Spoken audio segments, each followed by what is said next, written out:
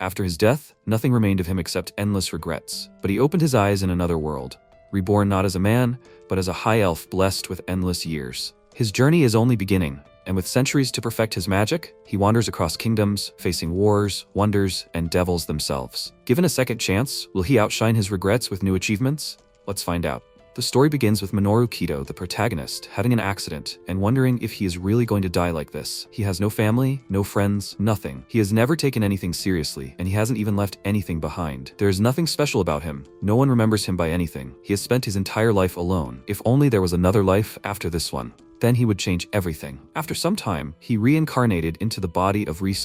His mother told him that he was going to the nearby forest to collect cuckoo nuts alone. He is only 10 years old. It is dangerous. His father called out to him and warned him that the nearby forest is full of dangers. He should wait until he is at least 13 years old. The protagonist replied with displeasure, "Not to worry. There are no muskwolves in the forest at this time of year. Living a life consisting only of eating and sleeping in this forest is very boring." His father noticed that he was clearly different from other children. He was growing by leaps and bounds. His mother stroked him and said that she was worried about him. The life he was aiming for was too dangerous. MC replied that elven lives lasted for 1,000 years. He thought about how he, Minoru, died in a traffic accident at the age of 30, but was reborn as an elf, whose lifespan is 1,000 years, and here he lives as Reese. He does not know what fate has in store for him, but God has given him this chance. And in this life, he will do his best to live without regrets. He vowed to live this life seriously at the age of 10. He laid the foundation, but due to their long lifespan, elves have a very vague concept of time. In addition, the settlement spread around the ancient tree. Yggdrasil is covered by a huge shield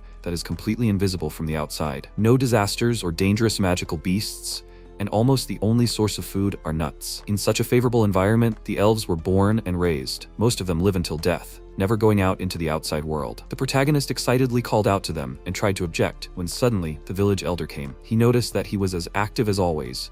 At the age of 5, he had already learned to speak, and by the age of 10, he was already breaking into the outside world. The woman excitedly apologized and said that this was her boy. The elder with a serious face said that in the past there were elves who showed interest in the outside world, but this path is very difficult. MC, listening to him, asked in surprise, "Is this true?" He continued that 600 years have passed since he became an elder, and he heard that most of the elves who went out into the outside world met a sad end there, especially tragic fate of those who dealt with people. The outside world is very dangerous. He asks him, since he is so much smarter than the other children, does he still want to go out into the outside world? The protagonist thought he is grateful to everyone in this forest who raised him up to this point, but still, he said with a serious face that he wants to leave this world, leaving a mark. With 1,000 years, the last thing he wants to do is spend his life in this small world. He would like to see so many things, meet other people, get to know the outside world. He wants to live his life without regrets. The father replied that if he is so determined, then he and his mother will not stop him. The elder patted him on the head and warned him that if he goes out into the outside world, it will be the first time in the last 100 years since Rahabluri. If he wants to go out into the outside world so much, he will let him in on all the details. But first, he wants him to pass a test that he will give him. The protagonist happily agreed. The elder said that then he should continue to master all the healing magic that is the essence of elves until he turns 100 years old. Only his magic can protect him from the dangers of the outside world, and if he can pass the test he has prepared for his 100th birthday, then he will allow him to go out into the outside world. Does he agree to these conditions? MC agreed, and thought that 100 years may seem like a long time, but it is only a tenth of an elf's life. The fact that the elder told him the conditions for going out into the outside world is already a great achievement. The old man warned that this test will never be passed by a person with incomplete determination. This is something he should never forget. After 10 years, the protagonist used restoration magic, the breath of the goddess skill, and instantly healed a huge tree. The elder, watching this, exclaimed in horror. He had just restored a giant tree of previous generations, which was over 1,000 years old, and this magic was the pinnacle of elven magic, the highest level of restoration magic. It had only been 10 years since their contract. This enormous magic power, how did he manage to master such enormous power? He answered with a smile that he had been training his magic abilities since he was a child. The old man, completely shocked, asked how many years. MC, with a thoughtful look, answered that he was 20 this year, so he had been training since he was 5 years old. He had been learning on his own. He thought that even before he received the condition from the elder for permission to go out into the outside world, he had already been preparing for this moment. As part of this, the first thing he did was increase the level of his magic power. Many of the magic books he saw in the forest library, a large archive on the outskirts of the ancient tree, were mostly written by people. One of the books wrote that until the age of 20, a person's total magic power is determined by 3 factors: environment, predisposition, and enhancements. The book also mentioned that Repeatedly training to release magic power to the limit will increase the total amount of magic power of an individual. Based on these statements, he followed these words and repeatedly forced himself to use up his magic power to the limit, recovered, and then repeated. But then he realized that the average lifespan of a human in this world is 60 years. If the total amount of magic in a person's body continues to increase until they reach 20 years of age, then what about elves, whose lifespan is 1,000 years? There is a possibility that he can continue to increase his total magic power until he reaches 300 years of age. The elder thought in horror that he never thought that recovery magic could be mastered so quickly. There are still 80 years left until his exam. The protagonist called out to him with a smile and told him that one of the books said that elves have a talent for restoration magic, dwarves have a talent for earth attribute magic, and demons have a talent for darkness attribute magic, and so on. Each race has a suitable attribute for their magic. However, through training and practice, members of other races can also learn to use other attribute magic to some extent. But the forest library mainly contained books on restoration magic,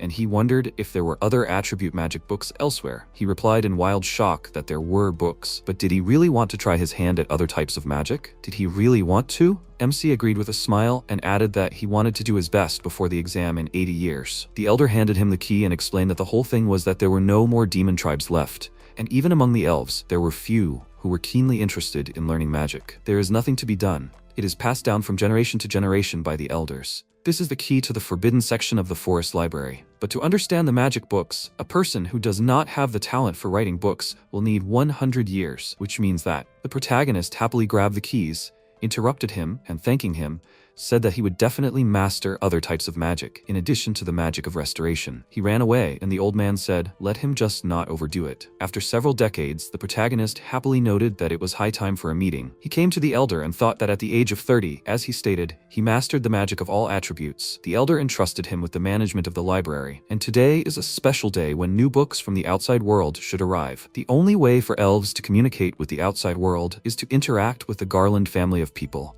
who rule the surrounding area. Many years ago, the elder and the head of the Garland family made a pact, and since then, they have continued to exchange information with each other. They received magic books in exchange for ancient wood, a rare commodity from their forest, which they supplied to the Garland family. MC remembered Grle saying that asking elves to help him learn magic was very low of him. He replied that he was sure that in the long history of the elven race, there was no one else like him. The man happily remarked that he really wanted to become a husband. He wants to propose to his childhood friend.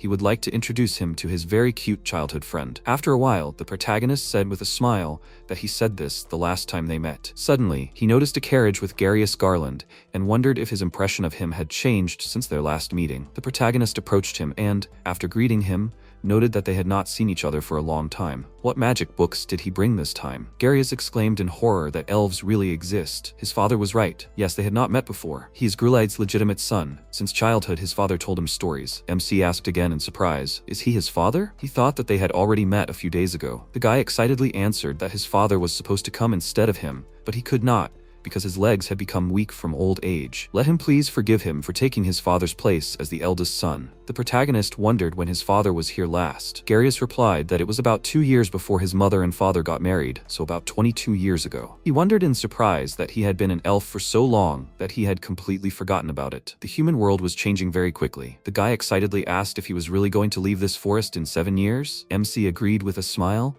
and added that if he counted correctly, he was already 93 years old. If he managed to leave this year, he would like to visit their home. He could tell Grle that he would visit him, so let him stay in good health. Garland happily shook his hand and exclaimed that his father would be very happy. After that, he got back on the carriage and left. The protagonist thought with a smile that if he could pass the elder's test, he would have the opportunity to meet Grle again. After some time, he came to the library and, looking at the pile of books, happily noted that this should save him from boredom for a few more years. MC picked up the book and thought that it was a heroic tale of an incompetent magician. It was a tale of how the hero defeated the Demon King. The elder told him that the demon race no longer existed in this world, and even the existence of elves was something that was questioned by ordinary people. This book was so old that it was almost crumbling. It looked like a magic book, but there was teleportation and recommendations for magic. Maybe he could figure something out. After mastering magic of all attributes, he finally began to study ancient magic as well. There were many different types and users of magic, from the magic used by the now extinct race of subhumans in prehistoric times to the magic used by the demon tribe that once almost ruled the world. Unlike the normal magic of the 4 elements, there are many special conditions for activating ancient magic, and since there are many conditions, it will take many years to research it all. The more he reads, the more interesting it becomes. After a while, the protagonist happily exclaimed that this book is cool. Well, if he does not try, he will not know. Well, maybe he should try teleporting to a place near his home? He began to cast a spell, saying that he was a lonely time traveler, teleportation magic. After that, the charms began to be used and the protagonist wondered if he really managed to master the magic spell on the first try. A moment later, he appeared next to the bandits. They began to shout furiously. Where did he come from? Could he really be from the guild's pursuit squad? MC, looking around, happily thought that, judging by the situation, it seems that the teleportation was successful. But did he really get outside the barrier? He looked a little further and, noticing a child, wondered in surprise, is this a human child? Is he still alive? Using only the learned teleportation spell, he thought that he had moved somewhere near home, but he found himself in an unfamiliar place. Apparently, he was outside the barrier that makes Yggdrasil invisible. Behind him are those who cannot be met so easily. These are people. In front of him is a pack of magical beasts. The protagonist looked behind the monsters and wondered what children were attacked by werewolves. One of them is alive. The bandits, watching him, began to whisper that not only were there beasts, but also the guild people were chasing them. No goods, no bribe. What bad luck. While the magical beasts were sneaking up on that guy, they had to run. In an instant, all the bandits turned around and started to run away. MC, seeing this, noted that they were using him as live bait. He would forgive them for this somehow, but abandoning wounded children and saving themselves was not to his liking. He used the magic of the dark attributes, the skill's sticky black whip, and in an instant caught them all with tentacles. The bandits exclaimed in fear, "What is this? It is too sticky, they cannot move." He looked at the girl and thought that now he would help her. Suddenly, magical beasts began to attack him. The protagonist used tempering magic, cast a charm, and, using the skill Werewolf Fist and strengthening his hand, dealt a powerful blow to the enemy. After that, he said that this was body-strengthening magic, which was said to be used by werewolf people. He would not have thought that in order to learn this, you need to have muscles. Let the next monster attack. The bandits, watching this, exclaimed in horror, "Is this really an elf? What is a creature from legends doing here?" But elves, according to rumors, only have restoration magic. MC dealt with the last beast and, approaching the girl, thought that only she was barely breathing. Since she was alive, he could heal her. He used a mixed magic of higher fire and restoration, the skill healing, and said that everything was fine, she would get better soon. Instantly, a powerful flash of flame appeared around the girl's body. The bandits asked in fear, was she burning? No, the flame was sucked into the body. Suddenly, the girl stood up without a single wound. They exclaimed in horror that he instantly healed a wound that could not be cured even with a strong potion. The girl silently pointed her finger at her neck. The protagonist looked at her neck and, seeing the collar, noticed that it was some kind of collar with a sealing spell, so she couldn't speak. If anyone other than the owner tried to remove it, the collar would explode. It was a magical item for enslavement. He understood what was going on. Everything was fine. Let her trust him and not move. First, the spell was removed, with the force interrupting the seal magic, and then the counter-destructive magic was poured in. The protagonist created a thread of the Demon King, and, cutting the collar and throwing it aside, shouted that it had to be thrown away before it exploded. When the powerful explosion occurred, he looked at her with a smile and remarked that she was a good girl. The bandit boss was surprised to notice that he had destroyed the seal magic by force. Another called out to him and asked, "Is he really an elf?" MC approached them and said that they were the only ones left. The bandit boss exclaimed in fear that they were protecting the children, but they had the misfortune of running into a pack of wolves. They wanted to somehow save them, but they were all wounded by werewolves. If he hadn't helped them, they would have all been sucked to the bone by now. Thank him very much for that. So let him untie these rope things, he asked with a serious face. So they wanted to save him? They probably already noticed that he was an elf. Well, elves have very good hearing, so he heard perfectly well what they were chatting about. Elven ears are not sharp for appearances. Now he will ask them 3 questions. First, who are they? Second, who is chasing them? Third,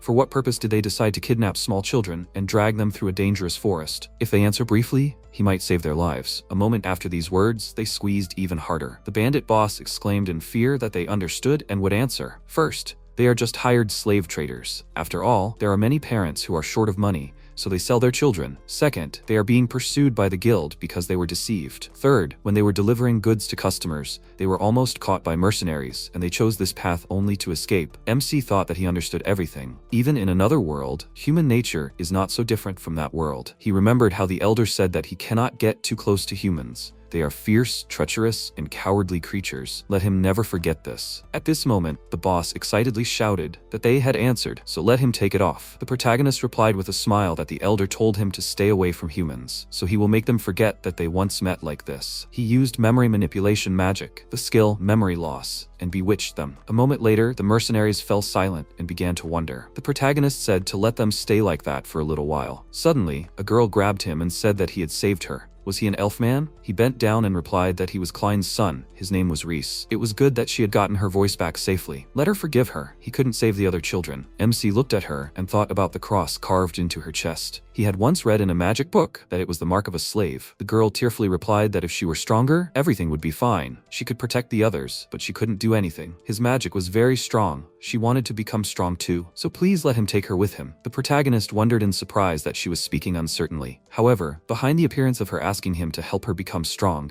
there was a very strong determination. Although he was told not to mess with people, he did not abandon the girl. Since he had intervened, he would take responsibility for bringing her back. No, he is no longer human. He removed her hand and replied that he can't let her forgive him. MC touched her forehead and, using the ability, thought that he was reborn as an elf 90 years ago. The sense of time flow is also gradually moving away from human. He will not allow this little person to go with him in time. In addition, before he can go out into the outside world, another 7 years are needed. For him, it is only 7 years, but for her, it will be a long 7 years. However, he cannot erase the determination. He will leave it in the depths of her soul. He cleared her memory and laid her on the ground. Suddenly, the screams of the guild members were heard, saying that they are over there. Let them not let the slave traders get away. The protagonist abruptly hid behind the trees and thought that now he will leave her guild, which was chasing those bastards. He smiled and remarked that in 7 years from now, if her determination remained the same, they would meet again. After some time, the protagonist, reading books, thought that later, according to rumors, a mysterious girl wearing a cross-shaped scar, calling herself Anonymous,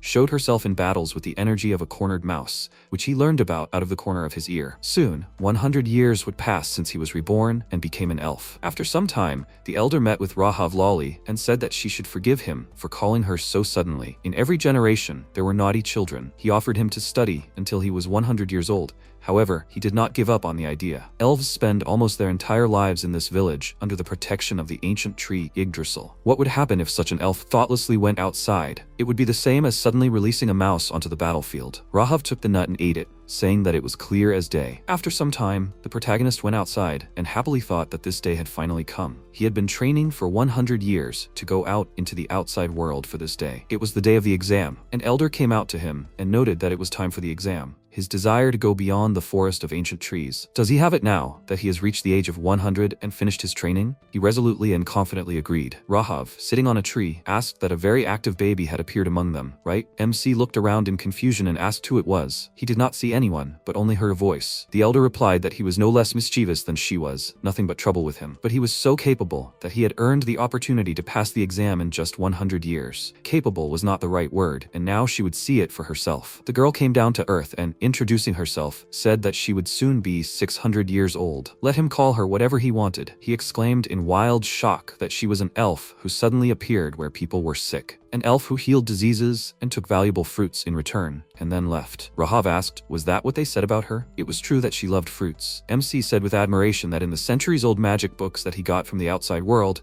there were many mentions of her. He thought that for him, she was an elf worthy of imitation, and of course, she was a pioneer when it came to the outside world. He imagined a strong elf, but in reality, she looked like a doll. The girl pointed out that the test was very simple. He would have to withstand her attacks until she ran out of magic power. It's simple, isn't it? Naturally, he can use recovery magic. It took her 300 years of training. Let him be lenient with her. The protagonist remarked that if he passed the exam, he would be able to go to the outside world. In that case, he was ready. In an instant, she began to attack him with a powerful spike from the ground. He jumped back in excitement and thought that she didn't even cast a spell. How could she activate such powerful magic so quickly? Rahav used the skill Earth Spear with a calm face. MC, seeing this, was horrified to think that she had already put down magical roots. She had already started preparing at that moment. He tried to dodge and shouted that this was unfair. Thick smoke appeared, and the girl remarked that people are cruel, cunning, and mean. He thinks that the magic will come from the staff, but in fact, other magic has already been prepared in other places that he does not know about. This is how they do it. In the outside world, simply being able is not enough to survive. If he wants to go to the outside world, he needs to learn this lesson well. Suddenly, the protagonist uses the skill Earth Wall with a grin and, after parrying the attack, said with a smile that it is a paired magic with her Earth Spear. Rahav was surprised to notice that he is an interesting boy, and she thought that since he is an elf, he cannot use anything except recovery magic. He is just like a human. He thought with a smile that it is all because he was a human in his past life. MC used wind magic, the skill Whirlwind, and flew into the air in an instant. The girl said with surprise that this is high-class magic. They will see if she can knock him down. She began to shoot fireballs at him. The protagonist, dodging, thought that her magic was not high-class in power, but the way she used it without saying words and constantly changing elements made it difficult to defend against it. He had not yet reached the level of activating magic without words. Rahav, seeing him dodging, smiled and noted that this was not bad. She would not weaken the attacks, so let him continue to dodge. By the way, why does he want to go to the outside world? The protagonist, dodging the projectile at the last moment, excitedly exclaimed. Does she want to talk about it now? The girl, continuing to fire at him, agreed. He explained that the life of elves is too long for him. Perhaps that is why he wants to go to the outside world. MC came down to the ground and said that for him, the elf settlement is the most peaceful place in the whole world. But 100 years have passed since he was born. Meeting many difficulties on his way, he continued to study magic all this time, and all of this was just preparation for leaving his mark on this world. He thought with a serious face that in his past life he had not found anything he could put his heart into. He had not built a deep relationship with anyone, and in the end, all he was left with was regret. But this time, precisely because the first time had failed, he wanted to experience the world more than anyone, to have fun more than anyone. He wanted to leave memories of himself in someone's heart. And for his wish to come true, he had to go out into the outside world. After that, the protagonist, looking at her expression, asked why she had decided to go out into the outside world. The girl showed him a fruit and explained that she wanted to eat more delicious fruit. He, wildly surprised, began to remember the rumors about her. Rahav continued that she had loved fruit for a long time. There were many cuckoo fruits here, but when she ate the same thing for 50 years, it got boring. So she wanted to try others, and she wanted to go out into the outside world. MC was completely confused. That was the only reason she trained for 300 years? She wondered if it was over yet? She tried somehow, and somehow 300 years passed unnoticed. Each elf has their own reasons, but it was worth it for her to spend all those years. All their brothers who did not develop their abilities and left. She was able to travel safely and gain the cunning of humans only in the last few hundred years. Due to this, she was able to enjoy different fruits in different parts of the world, and she came to the realization that, oddly enough, the world is a fun place. Rahav ate the fruit and noticed that, for some reason, the taste of fruits in general has become worse lately. They have been talking for too long. The elder is nervous. Well, it's time for them to continue. There is one last push left for him. She will not hold back. She used a powerful magic skill and launched a few more fireballs. MC, having flown into the air with the help of the skill Whirlwind, thought that she was releasing one magic after another and of different elements, and all this without words. If so, rather than bow, he should attack himself. He used the skill Beast Fist and, having strengthened his hand, dealt a powerful blow to the staff, causing the crystal of the weapon to shatter. Rahav, with a calm face, picked up one of the stones and noted that she did not have any more like it. The protagonist excitedly asked what it was. She explained that it was a magic stone that people filled with elemental magic. It was enough to put in a little magical power, and it would automatically release magic. They say that this is called a magic item. People even make such things. He wondered in surprise that the magic she had used until now was not hers. The protagonist wondered why she could release magic of different elements so quickly and in such large quantities. Rahav replied that she could only use recovery magic now. Until now, she had only survived thanks to such cheap tricks and ploys. She planned to completely destroy his dreams if she saw that he couldn't do the same, but he repelled all her unfair attacks. He passed the exam. She congratulates him. MC, completely delighted, thanked her. Rahav patted his head and said that he was a good boy. In other times, he might even be mistaken for a demon king, bringing terrible disasters. He replied that this somehow did not inspire him. The protagonist thought that the 100 years he spent exclusively on training finally paid off on this day. Sometime later, Minori, an adventurer and mercenary, came to a street stall and, pointing to the fruits, said to let the seller give all those fruits. He asked in surprise, she would spend this mountain of money on fruits again. Why is she doing this? The girl answered that it was because she heard that the elf liked them. The man, confused, asked again, what was she saying? She replied that no, nothing. So would he sell it to her? He agreed, and Minori thought that she was waiting for the day when they would meet. Sometime later, the joyful protagonist came to his parents and told them that he had passed the elder's exam. They responded in surprise that he had done well. The old man remarked that he had personally seen his skills. The mother happily said that he should rest at home for a while. For example, 10 years? MC thought with a smile that this was the usual elven sense of time. He said that he wanted to leave here tomorrow. The woman excitedly exclaimed that he should not hurry so much. He was only 100 years old. He was still a child. The protagonist replied that he wanted to say that after the exam, he had also received approval from Rahav, who knew how to live in the outside world, so they should not worry. The father asked again in surprise, had he received approval from that same girl? He wondered if he really knew her. The man replied that that was not the right word. She was like a younger sister to him, though only until he was 20. When he was 100 years old, he went to the nearby forest for the first time. Rahav was already learning restoration magic back then. If she recognized him, then he would recognize him too. Did he really want to go to the outside world? The protagonist agreed with a serious face. The father began to leave with a smile and said that he should wait. He would be right there. The mother happily noted that then she, before he left,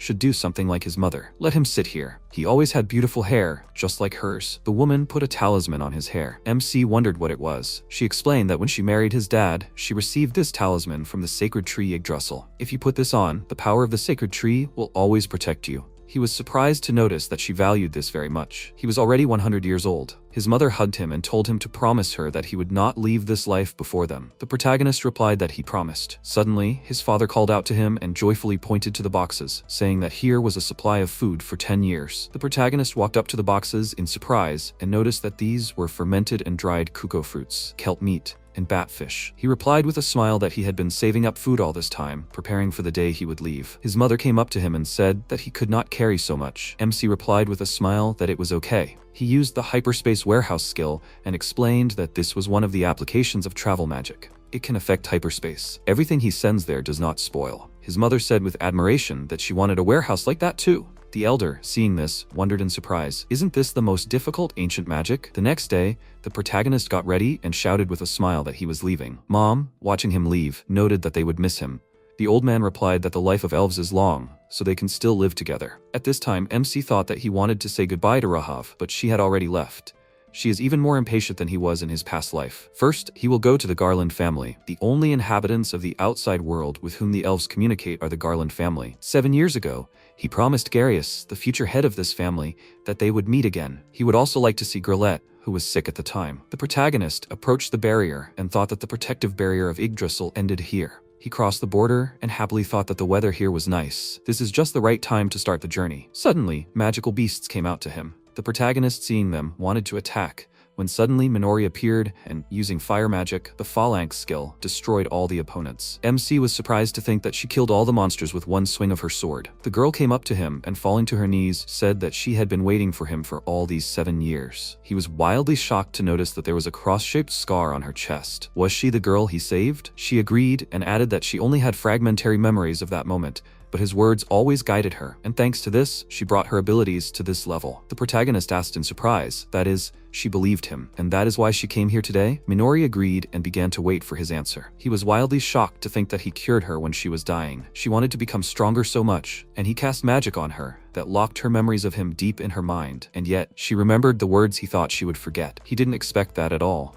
Minori grabbed the box and added that she also remembered that he was an elf, and she wanted to give this to him when they met. If he doesn't mind, it's his. The protagonist was surprised to notice that it was a huge box. Could he see what was inside? The girl agreed, and he opened it and saw a lot of food. Asking if it was fruit, she agreed and explained that she had heard that elves really liked fruit. There were Kachura fruits from tropical countries in the far west, and fruits that grew in the icy lands of the far north. She had collected all kinds of fruits from different parts of the world. She asked him to let him eat whatever fruit he liked. MC agreed in shock and thought that the rumors spreading among humans that elves like fruit were probably Rahav's doing. He asked how much money it took her to buy all this. Minori answered that she spent all the money she earned as a mercenary. The protagonist exclaimed, "Really all the money?" She asked upset, "Wouldn't that be enough for him?" He answered in shock that no, it was more than enough. The protagonist thought that he was worried about her. Of course, he didn't know this outside world either, but she was somehow especially naive. He opened the hyperspace warehouse and said with a smile that he would take it. Minori asked if he would take her with him. She was an adventurer, so she was used to traveling. She could tell him the way, and she would definitely come in handy for establishing contact with people. MC was surprised to think that this was really true. He had just left the elf settlement and knew nothing about the outside world, and there were practically no other elves here. If he had a human with him, it would probably be good. He wondered if it would cause her trouble. Minori confidently answered that everything she had done so far was for this day, so he shouldn't worry. She wanted to learn from him all her life,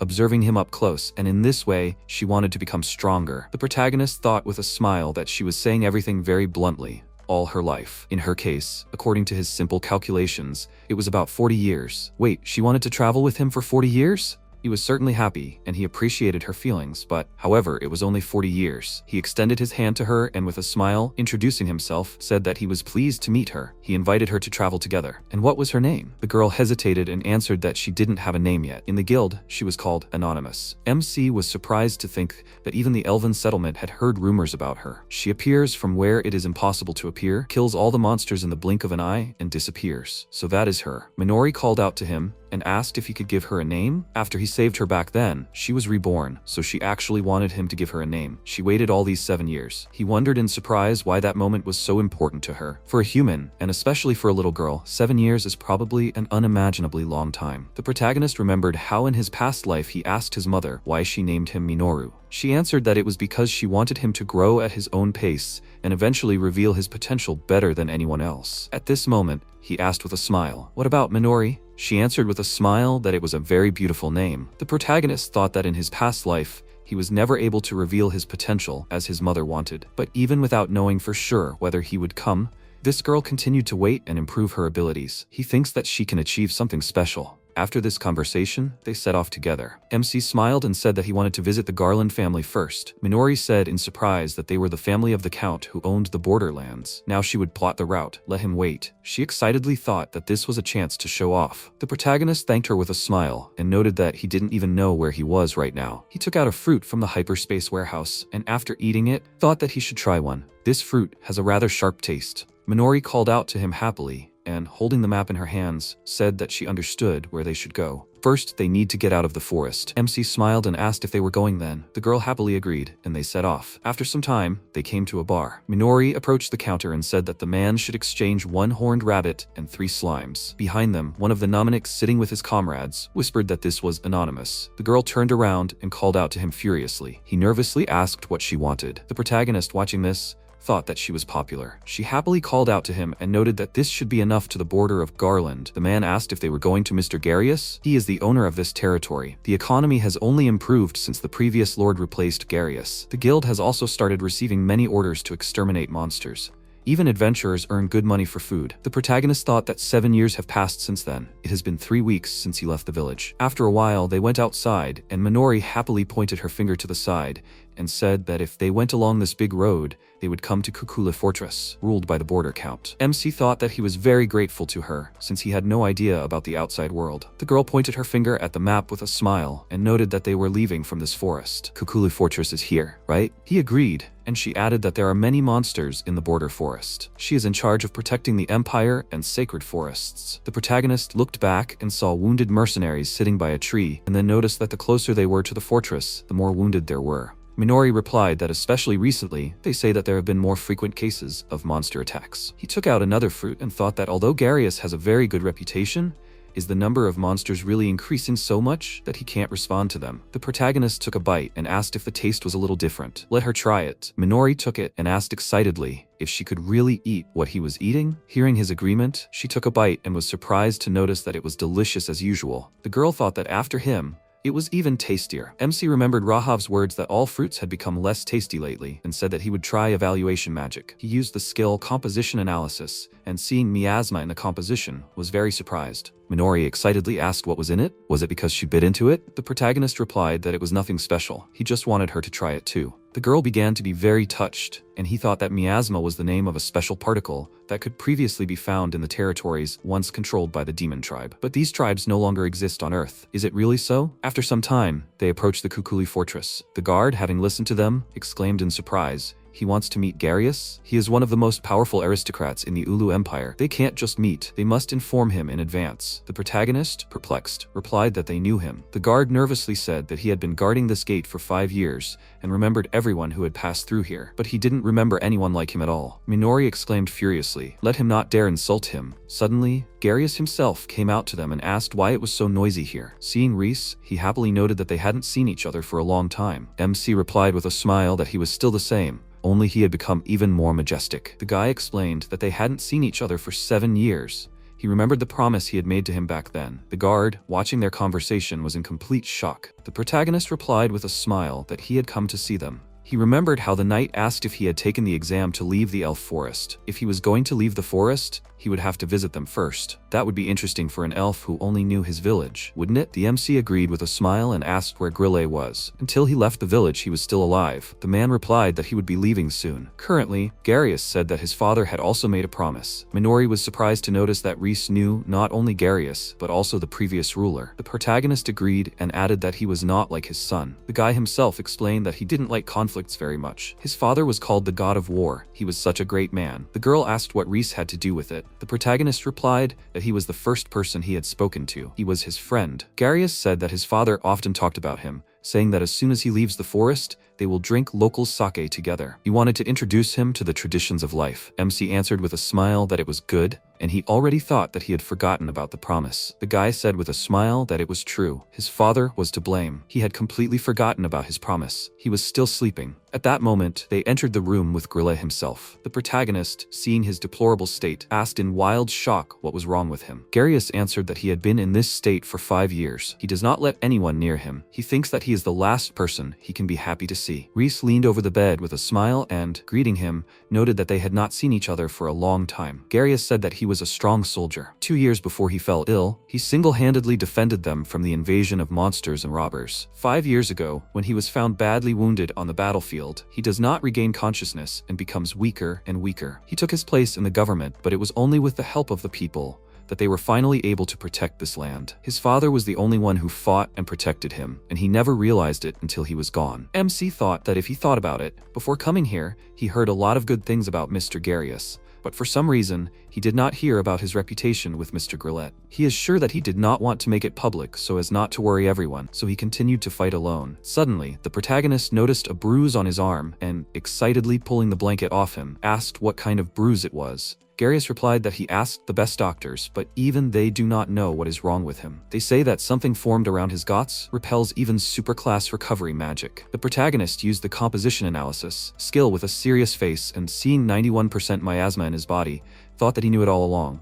This bruise was caused by miasma. Besides, its content is 91%. That's why the doctors couldn't do anything but only beat around the bush, since miasma is untreatable. He called out to the guy and asked if they had tried everything yet. Garle, watching what was happening, excitedly agreed. MC replied that then it meant that they hadn't tried extreme level recovery magic yet. He chuckled and noted that this was a joke. Extreme level? This can't be. The protagonist replied with a smile that he had trained for 100 years for this moment. He had come all this way to see his friend, so leaving without saying a word was too sad. Garle asked excitedly, so what does he want? He replied that he wanted to listen to Grle. Even if he woke up, his life would not be long. He only had 2 years left. Does he still want to bring him back? The boy cried out that his father always fought alone. He always told him thank you and he will take care of him. But now, even if there were only 2 years left, he had something to say. MC began to use the most powerful magic and said that he understood everything. He thought that the legend says that once upon a time, humanity achieved the goal, but succeeded only once in several decades of recovery magic. The protagonist used extreme level recovery magic, the skill Light of the Second Birth, and in an instant, a bright flash appeared. After a while, Grle woke up and, seeing them, asked who they were. He greeted him with a smile and replied that he came to visit him as he promised. Garle, seeing that he was alive, hugged him with tears. MC thought that on this day he was able to bring his friend back to life. Even if it was only for a short time,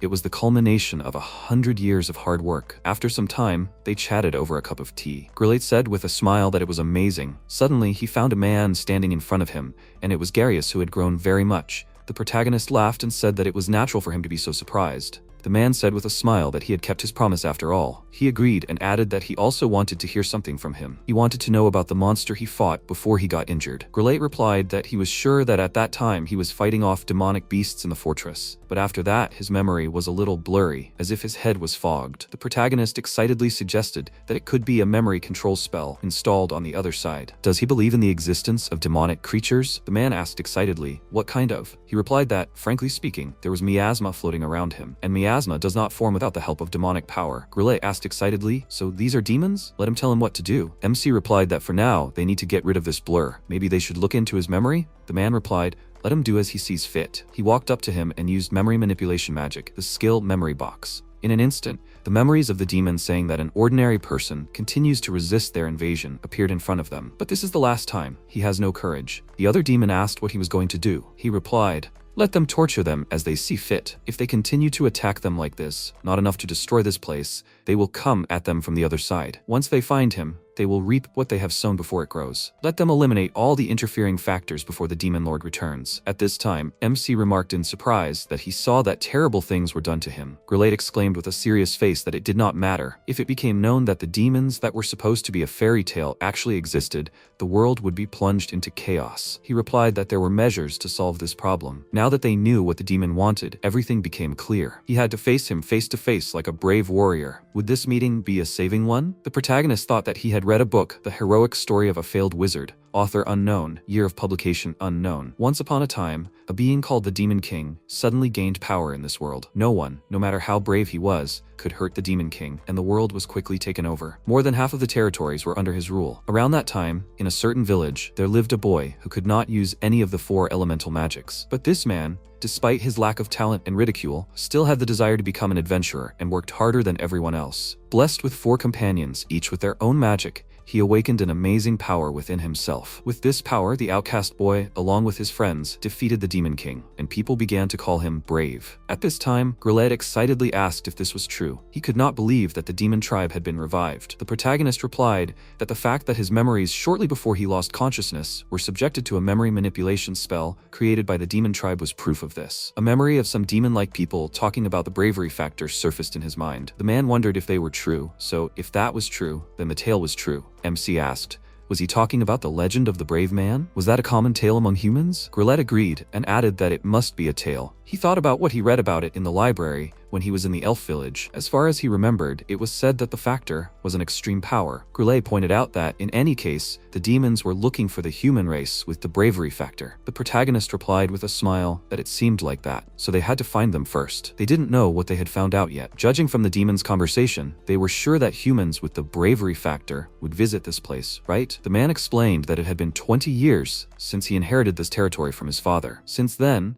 the number of monster attacks had increased to an incredible level. Ever since he fell ill, the number of adventurers coming from outside to claim their rewards has also increased greatly. The protagonist said that, according to legend, someone with the bravery factor must definitely be among them. After that, he stood up and set off, smiling, saying that he would be on the front lines. He would no longer have to fight alone. Besides, he had finally come out into the world. The most boring thing he could do in the next 900 years of his life would be to end up with the world being ruled by a tribe of demons. A week later, they all gathered at a cafe. Minori, seeing the huge amount of food, exclaimed in admiration. Sylph, Grle's wife, wished them a pleasant appetite. MC remarked that it was impressive. The man called out to the girl and said, "Let her introduce herself. This is his wife." The protagonist asked with a smile, "Maybe she was a childhood friend?" Grle happily replied that he promised to introduce them. Sylph asked in surprise, did he make a promise to an elf? He agreed and added that it was before the wedding. The woman called out to Reese with tears in her eyes and, bending down, said that her husband was very grateful to him for all the help he had given him. However, no matter how many times they thanked them, it would not be enough. Grle noted with a smile that his wife was pious and sweet. MC remembered their old dialogue, where the man promised to introduce him to his childhood friend,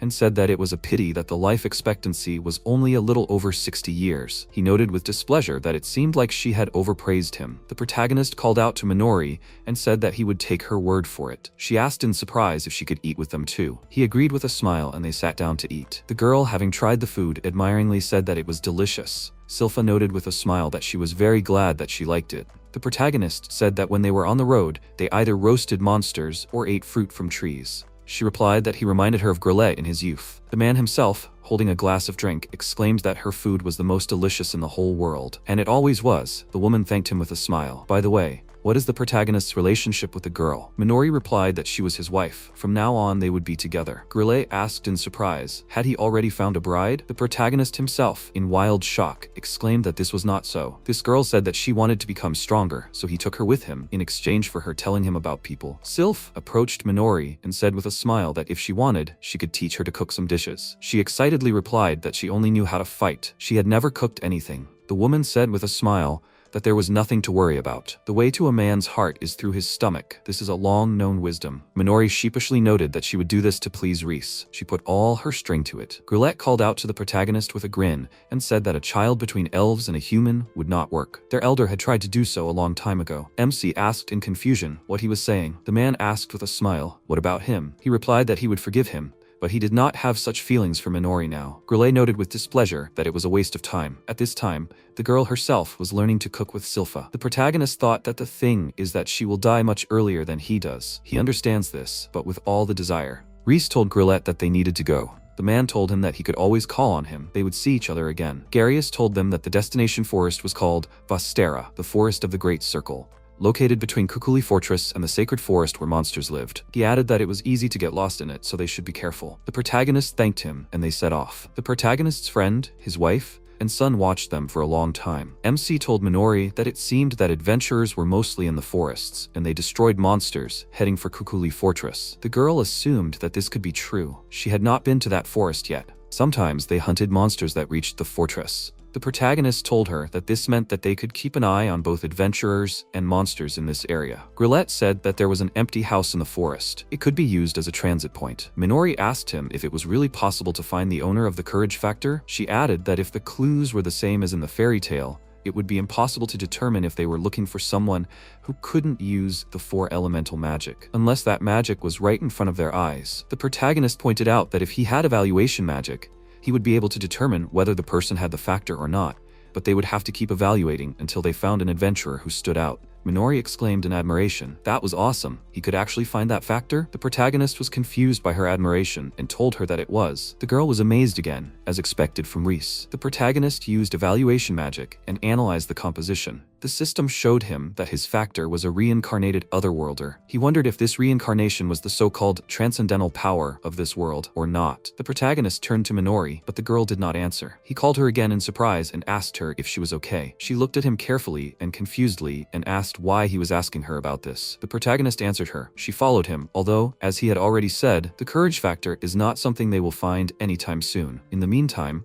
they were stuck in the forest for who knows how many years. It could take her entire short life. The girl silently listened to what he was saying. He added that she needed to go back. Minori firmly told him that she had already decided everything. She would follow him, like she had for the past 7 years. The protagonist looked at her in surprise. She continued irritably that she had already told him this too. For her, true happiness is to be next to him, to be strong. She, Minori, decided that she wanted to be with him all her life. The protagonist was surprised and embarrassed by her fiery speech. The girl said that she would never leave him until he told her that he hated her. The protagonist was amazed that it was close. What could this mean? He began to mentally calm himself down. At that moment, Minori called out to him and told him that she had found the house. The protagonist looked, and indeed, among the thick trees, the building that Grle had spoken of was visible. He noted that it was about a 6-hour walk from Kukule Fortress. Minori said that it was strange to see such a house in a forest like this. The protagonist answered her that it seemed that Mr. Grle's predecessors had used this building as a rest home when there were fewer monsters around. As the allies approached the house, Reese admired what kind of aristocratic villa was this. It was so luxurious and impressive. Minori, seeing the broken door, muttered, "A dilapidated villa." The protagonist noted that, first, it needed to be cleaned up. The protagonist noticed that Minori looked very surprised. He asked her what had happened. Was something bothering her? The girl said in amazement,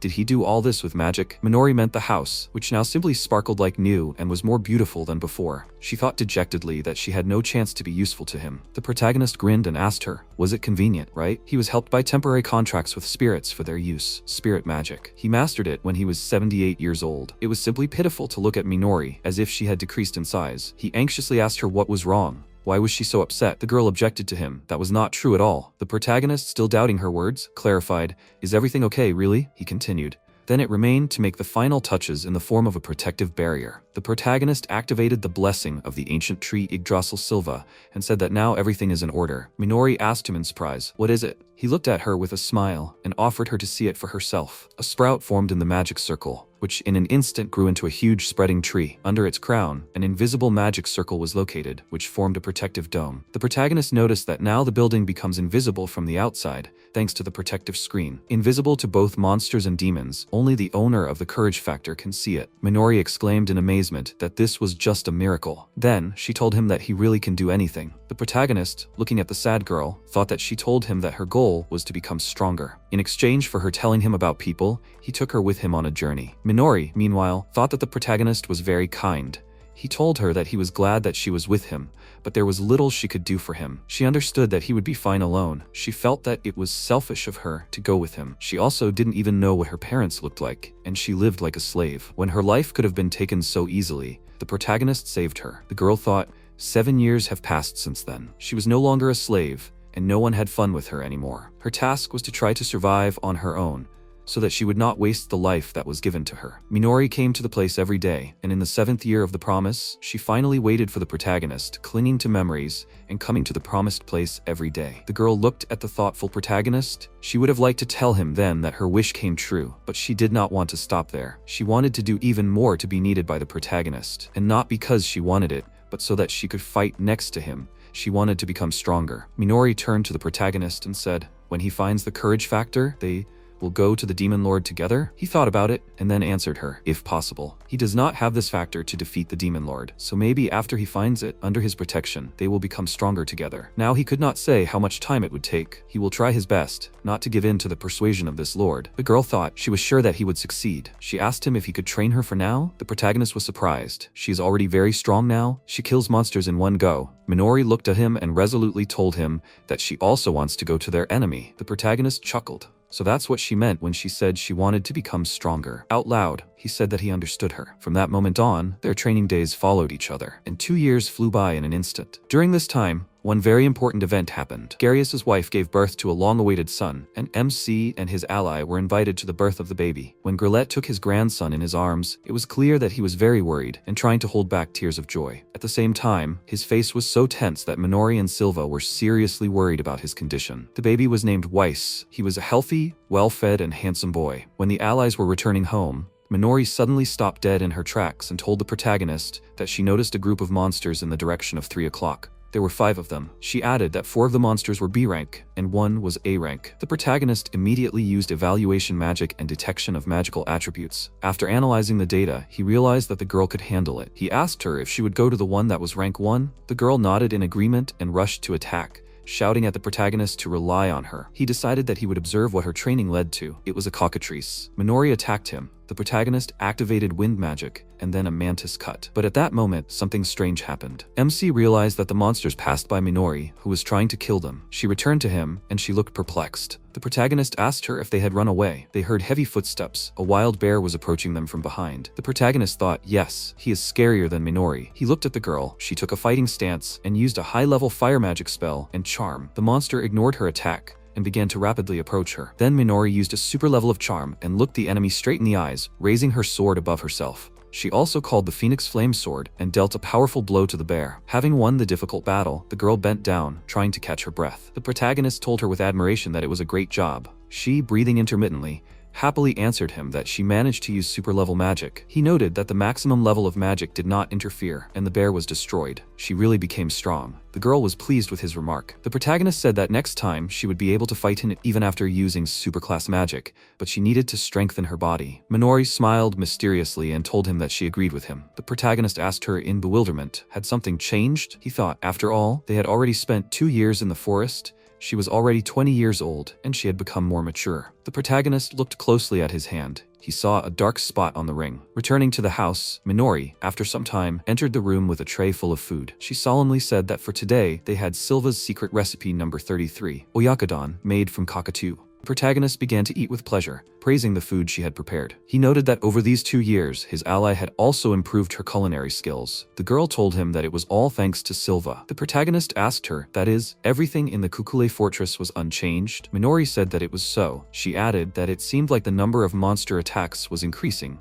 But as for the courage factor and the demon lord, nothing was known yet. The protagonist chuckled thoughtfully. Even Grlet's memory did not recall the demon tribe he had seen. The girl assumed that they would most likely not move from a dead point for some time. At that moment, the cooing of a pigeon was heard outside the window. Minori exclaimed that it was a carrier pigeon that had flown in from Kukuli Fortress. Adding that she would be right back, the girl went to get a message. The protagonist thought that if a pigeon was a magic tool, researching magic tools would be interesting. His thoughts were interrupted by Minori's alarming cry. The protagonist anxiously asked her if something had happened. The girl, almost crying, told him that Grle was bad. The protagonist recalled his first assessment, from which he realized that this man's life would not be long. He only had 2 years left. They had to hurry, so MC suggested Minori to use teleportation to get there faster. She agreed to it. Almost instantly, they found themselves at the Garland mansion. The protagonist called out to Garrius, who thanked the protagonist for coming here. He then reluctantly turned to Minori and thanked her for coming, just out of politeness. The protagonist turned to greet Silva and noticed Weiss, who was huddled next to her father. The protagonist crouched in front of the child and greeted him. The boy shyly reciprocated and hugged the protagonist tightly. Reese thought with a smile, the apple doesn't fall far from the tree. Garle informed the protagonist that Grle was currently unconscious. He could only be looked at. When the friends opened the door to the room where Grle was lying, Weiss ran in and, turning to his grandfather, ran up to him. The boy told his grandfather that the protagonist had come to see them. The protagonist came closer to the bed and greeted the man. He was surprised to note that his friend had such a calm expression on his face. Garle said, nothing had changed in 2 years. He managed to spend some time talking with his father. He was also able to learn from him about the management job he had long been striving for. The young man hugged his son and continued that the best thing was that he had Weiss. The boy sadly asked his father, was he crying? Garle thanked the protagonist for everything. The protagonist thought about it. 2 years had flown by so quickly. Looking at the crying Silva, the protagonist realized that everyone had already come to terms with it. He asked Grle a question. Had he come to terms with it too? Taking his hand, MC noticed that the man's heart was beating weakly. The light of his life was quietly fading. The protagonist thought, since he came to this world, Grle was his first friend. He was a strong and sturdy man. And now, his hand had become so small. Squeezing his friend's hand, the protagonist turned to Garle and told him that he wanted to ask him for a favor. The young man answered him that he could ask him for anything. The protagonist asked him for permission to talk to his father. Garle was very surprised by his request, but he knew that the protagonist could do anything. He only asked him how he would do it. MC answered him that with the help of death magic, which is called necromancy. This is an ancient magic that controls life and death, used by necromancers who once existed. This magic can be used for a short time. If everything works out and he sees Grle, what should he tell him? Garle, hugging his son, asked the protagonist, is this really possible? In that case, he will be very grateful to Reese for this. He added one more thing to convey to his father. The protagonist had tears in his eyes. When Reese used his practice, he seemed to be immersed in a black, dense fog. When it dissipated, the protagonist saw a black gate in front of him, from which a bright light was breaking through. The protagonist, coming closer to it, thought, is this really the gate of the soul? Then behind it should be the one he came to. Suddenly, he heard Grle's voice. The man asked him, is it he who came? When the protagonist answered him that it was so, the gate swung open, and Grle appeared in front of MC, a huge axe resting on his shoulders. The man told his friend that he cannot enter here yet. The protagonist told him not to worry, he will be back in a few minutes, so he will be brief. Grle was surprised. What was he getting at? Reese told him that with the help of magic, he could return his soul for a short time. The man was surprised. Return the soul? The protagonist briefly explained to him that with the help of the ancient magic of necromancers, it is possible to carry out a resurrection. This is the ancient magic with which the great necromancers temporarily returned the predecessor of the Demon King and the Dragon King to the modern world. The protagonist added that he knows that he is making too many promises, but he will definitely find a way to return him. Let him just wait a little. Grle, having listened to his friend, laughed and noted that he really can do anything. The protagonist anxiously called out to him because time was limited. The man stopped laughing and said that the mere fact that he came to visit him, an old man, on his deathbed, makes him rejoice with all his heart. He has already lived long enough. The protagonist wanted to object to him, but Grle continued. Thanks to him, he was able to protect the fortress and spent the last years of his life with his family. Moreover, he even saw his grandson, and he does not regret anything. The protagonist sadly asked him, is this true? The man hesitated with an answer, but still said that he regrets only one thing. There is something that he cannot get out of his head. He is only worried about the fact that the monsters and demons have gone out of control. If, in addition to them, the demon lord is resurrected and begins to rampage, the human race will be destroyed in the blink of an eye. Grle approached the protagonist, took him by the shoulders, and expressed his desire for him to find the courage factor and destroy the demon lord. Looking carefully and sternly into the eyes of the protagonist, the man asked him, can he trust him with this? This is necessary for the future of the human race. MC, shocked by his friend's resilience, promised him that he would do it. Grle smiled and hugged the protagonist. He noted that if Reese was with Garle, he would have nothing to worry about anymore. The man took his friend's hand and told him that he could no longer be conscious. Grle added that he remembered well how he had first extended his hand to him, and since then, his hand had not changed at all. It was still as beautiful and white. The protagonist could hardly hold back his tears. He remembered how the elder had told him that elves only began to age after 800 years. So, he had lived that many years? Grle looked at the thoughtful protagonist in surprise. Reese thought about his friend. The time spent with him must have flown by in an instant for him. MC, swallowing his tears, thanked the man for worrying about him so much. He also had something to say to his friend at the end. No longer holding back his tears, the protagonist thanked the man for everything and asked him to get some rest. Grle laughed and promised him that. As he disappeared behind the gate, MC heard his friend tell him that when he was old enough to be on the other side, he would find a local brewery for him and wait for him there. Just let Reese take his time. Early the next morning, Grle Garland passed away at the age of 58. Everyone mourned such an irreparable loss. After 20 years of fighting and defending the fortress from numerous demonic monsters, the god of war passed away in his sleep, under the watchful eye of his family. The protagonist, experiencing his pain on the roof of one of the buildings alone, thought that this was a worthy end to life. He looked at the crowds of people who were going to say goodbye to such a great man. The protagonist turned his gaze to his hand, which so recently was squeezed by the hand of his friend. He thought how quickly these 2 years flew by. The protagonist did not notice in his thoughts how Minori appeared behind him. Reese still felt Grle's wrinkled hand, and his words about the fact that the protagonist's hand has not changed at all since then, just as white and beautiful. He again barely held back tears from the loss of a friend. When Minori called out to him, he shuddered in surprise. The girl came up to him, took his hand, and invited him to go inside. MC automatically thought that her hand was also beautiful and white, and also, it was warm. Suddenly he let go of her hand. Minori asked him in surprise, "Is he okay?" The protagonist smiled at her and replied that he was fine. He thanked her for her concern and resolutely walked inside. He thought his first friend in this world had already died. The protagonist turned to the perplexed Minori and told her that he would definitely destroy the demon lord.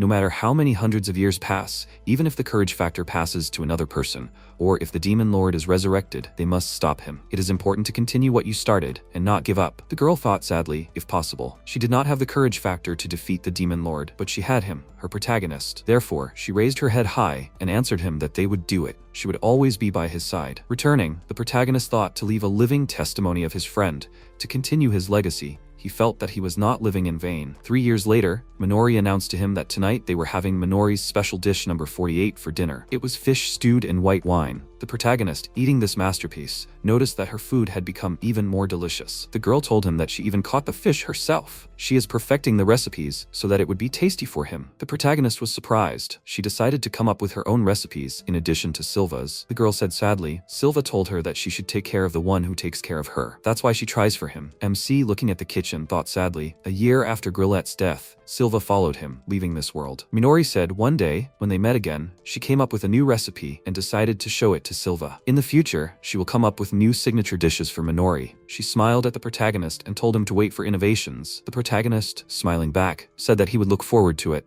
After a while, MC looked at the sweetly sleeping Minori and thought about how she had already become so grown up. At the end of the year, she will turn 22. When he met her, she was still just a child. How quickly time flies for people. He didn't want to see her suffer. Suddenly, the protagonist heard a sound. He ran to the window, looked out, and exclaimed that they found him. Minori woke up and asked him if something had happened. The protagonist was overjoyed. He exclaimed again that they finally found him. The girl asked him in confusion, who was he talking about? MC shouted at her that he meant the owner of the courage factor. Minori stared at him in amazement. Half a day before, a group of adventurers appeared in the forest.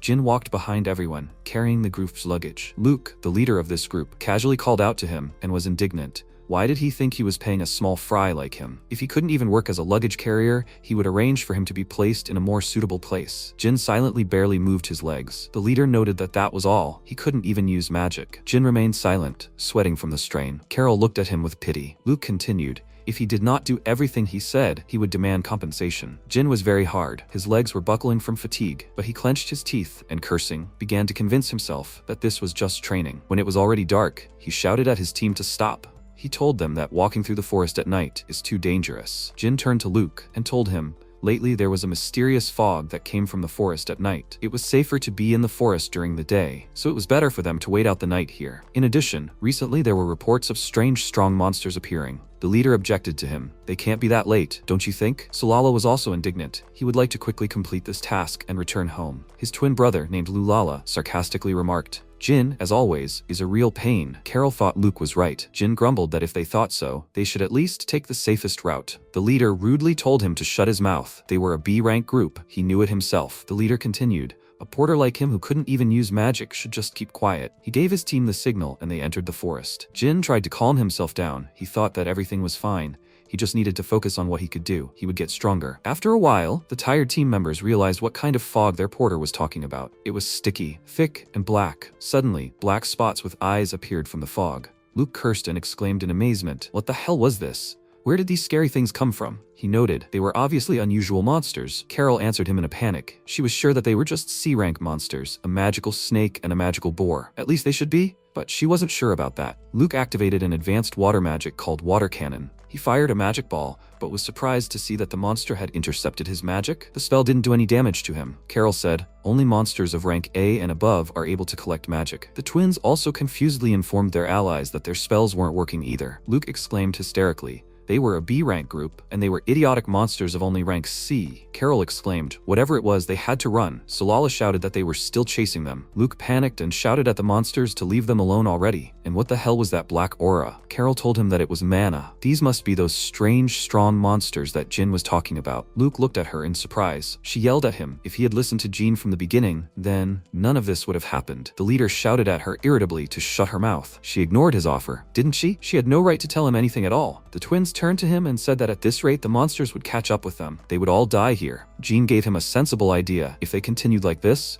the situation would become even more difficult. They had to find a way back to the fortress. Luke, as if under a spell, repeated, "No, not yet." The leader told Jean they had been carrying unnecessary ballast with them for so many years, it was time to throw it off. Jean asked him again in surprise. What was he talking about? The leader continued, "They would also lose some of their things, but they could just buy new ones." Carol indignantly warned him that this was not an option. Luke turned to her and ominously asked her if maybe she wanted to take his place then. The girl was stunned into silence. Luke spoke calmly, then everything was decided. Jin turned to him and said that he had found a path that many small animals use to escape from monsters. If they follow it, they can all get out. He should listen to what he suggests. Luke said angrily, "He can't even use magic. Why does he even live then?" Jin stared at the leader in amazement. He continued that all his life he, the unbearable Jin, had been clinging to the dream of becoming an adventurer. He took him along only because they grew up together. But all this time, he was nothing more than a burden to them. Jin tried to stop the leader from saying such offensive words, but the leader seemed to break through. He raised his hand in front of him and said angrily, he didn't want to use such a valuable magical tool, of course, but at least it would be of some use. Luke activated the advanced magic of 2 elements, water and earth, called Swamp. A swamp formed around Jean, and the guy began to realize with horror that his feet were getting stuck in this deadly slush, and the backpack became too heavy. He realized that he was drowning. He asked the leader what he was doing. The leader called the twins to him and told them that they would use this useless porter as bait so that they could escape from here. The twins agreed to this. They really wanted to go home. Carol, as always, took a neutral position. She stood and silently watched what was happening. Jean's team began to leave. The guy turned to her, hoping that she would help him, but the girl silently turned around and ran after the team. Jin, still struggling to get out of the swamp, desperately said, "They can still get out together." He dropped his head in his hands, exhausted. If only he could use magic? I wonder if he could save people like others? For as long as he could remember, his dream had always been to become an adventurer, to travel the world, defeat monsters, protect with smiles on people's faces. He always thought that it was the coolest thing ever. However, magic is extremely important for adventurers, and he couldn't use it. Humans are able to naturally use magic when they reach the age of 5, and their mana reaches its peak when they turn 20. Each of his childhood friends with whom he formed a group continued to become stronger and stronger at a terrifying rate, but he stopped there. But no matter what, he couldn't give up on his dream. Unable to use magic, he began training with a sword and did his best to gather information, just to be of use to his friends. He can't even use the magic tools that are common to all people. No matter what he does, he can never compare to those who use magic. As if he is forbidden to hope and dream. Jin slammed his fist on the ground in despair. He also wanted to become a cool adventurer. And yet, Carol was right about the monsters. He made sure that a magical snake and a boar were crawling towards him. What should he do? Jin tried to escape from the swamp again, but it was all in vain. At that moment, the protagonist and his ally came to his aid. Minori activated the Sword of Black Flame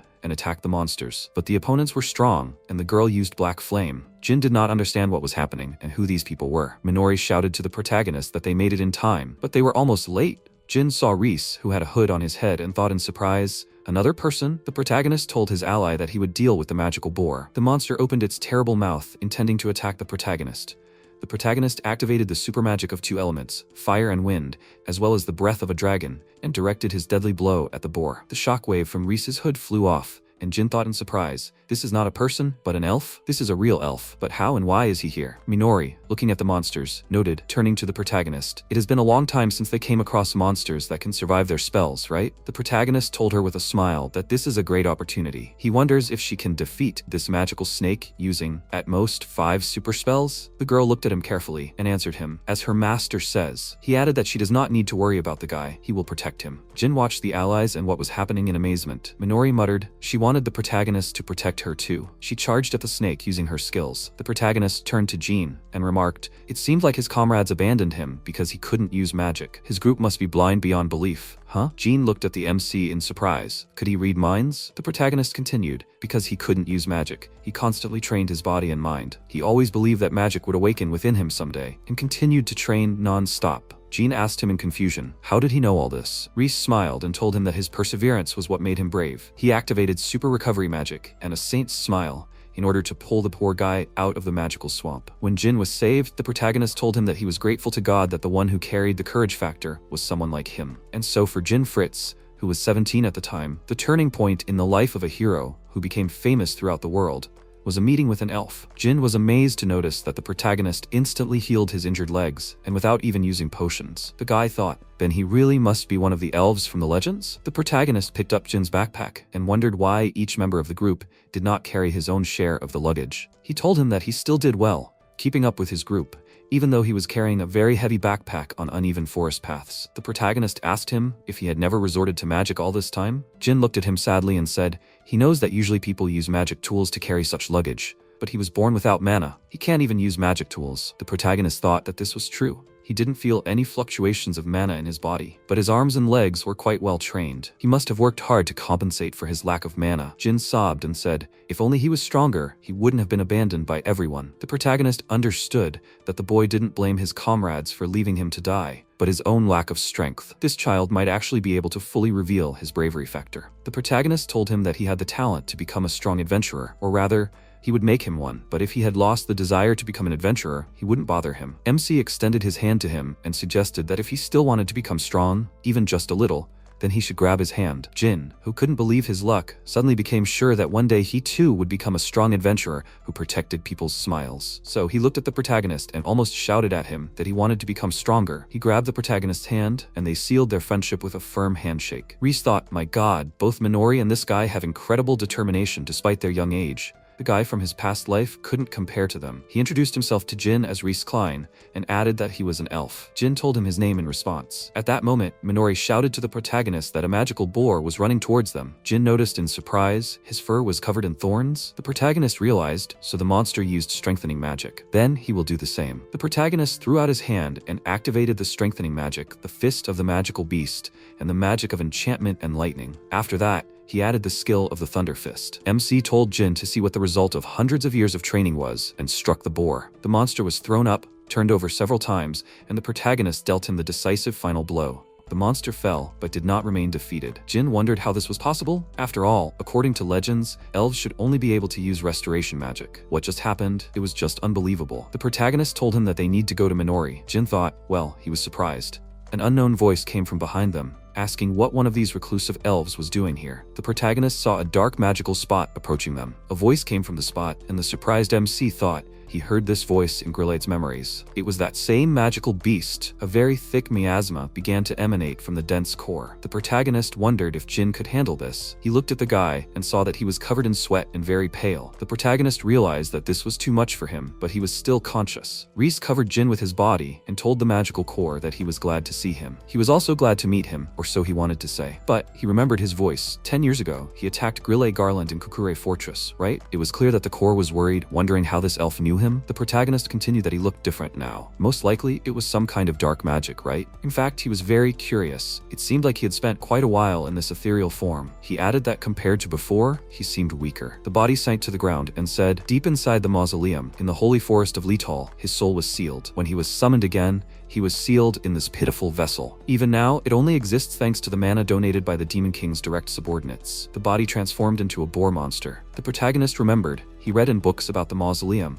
There were incredibly strong divine beasts sealed inside it. Doesn't that mean that right now, inside this magical boar, there is one of those sealed divine beasts? That Demon King's subordinate must have an incredibly large amount of mana, since he was able to bind the soul of a divine beast to the body of a magical beast. He needed more information. Therefore, he asked the boar, does that mean the Demon King's revival is near? The boar answered him. He heard that it would happen within 3 years. The protagonist was surprised by this. There was very little time left. The monster continued. Once the king returned, he would no longer have to stay in this uncomfortable body. The protagonist chuckled and noted, unless he completely merged with the body of the magical boar. The beast looked at him in confusion. MC asked him, he understands what this is about, right? He is much closer to the magical beast now than he was 10 years ago. Even his incorporeal body was affected by his current body, and he began to transform into a real magical beast. Does he understand that he has little time left? The boar roared in irritation for him to shut his mouth. He released his magical energy so strong that the protagonist had to grab Jin so that he would not be carried away by the gust. He asked the guy if he was okay. Jin told him that he was, but wasn't this magical beast too willing to divulge such important information? The protagonist answered him. It was only because he used illusion-type magic on him, which was called the Mouth of Truth. Jin asked him in amazement when he managed to do this. The protagonist grinned and spoke briefly earlier. Now he was interested in something else. The very essence of the magical beast began to weaken. Even if it was a powerful divine beast, it must have a weakness that he could exploit. The boar suddenly noted that he was right, that demon's mana could run out at any moment, and despite all this, he still hadn't appeared in all these years. But his life was in his hands, so he had no choice but to obey his orders. He could only endure. The protagonist caught the suffering notes in his voice, and he used evaluation magic. Thanks to this, he realized that the beast's name was Vitra. It was a magical boar. Its element was darkness. The spell cast was the magic of creating a physical body. His caster was Vawa Karma, the acting commander of the Demon King's army. The protagonist said the caster's name and position out loud, and noted that he understood. Is this the one who imprisoned him in this body? He added that the beast had a beautiful name, Vitra. The boar asked him in amazement, how did he know his name? The protagonist thought the weaker the target, the more information he can get using appraisal magic. MC offered the beast to make a deal. The boar exclaimed in bewilderment, a deal? The protagonist answered him, he will use his mana to return him to his real body. In exchange, he wants Vitra to stop pursuing adventurers for the sake of the Demon King's army. Jin, who had been silently watching all this time, was perplexed.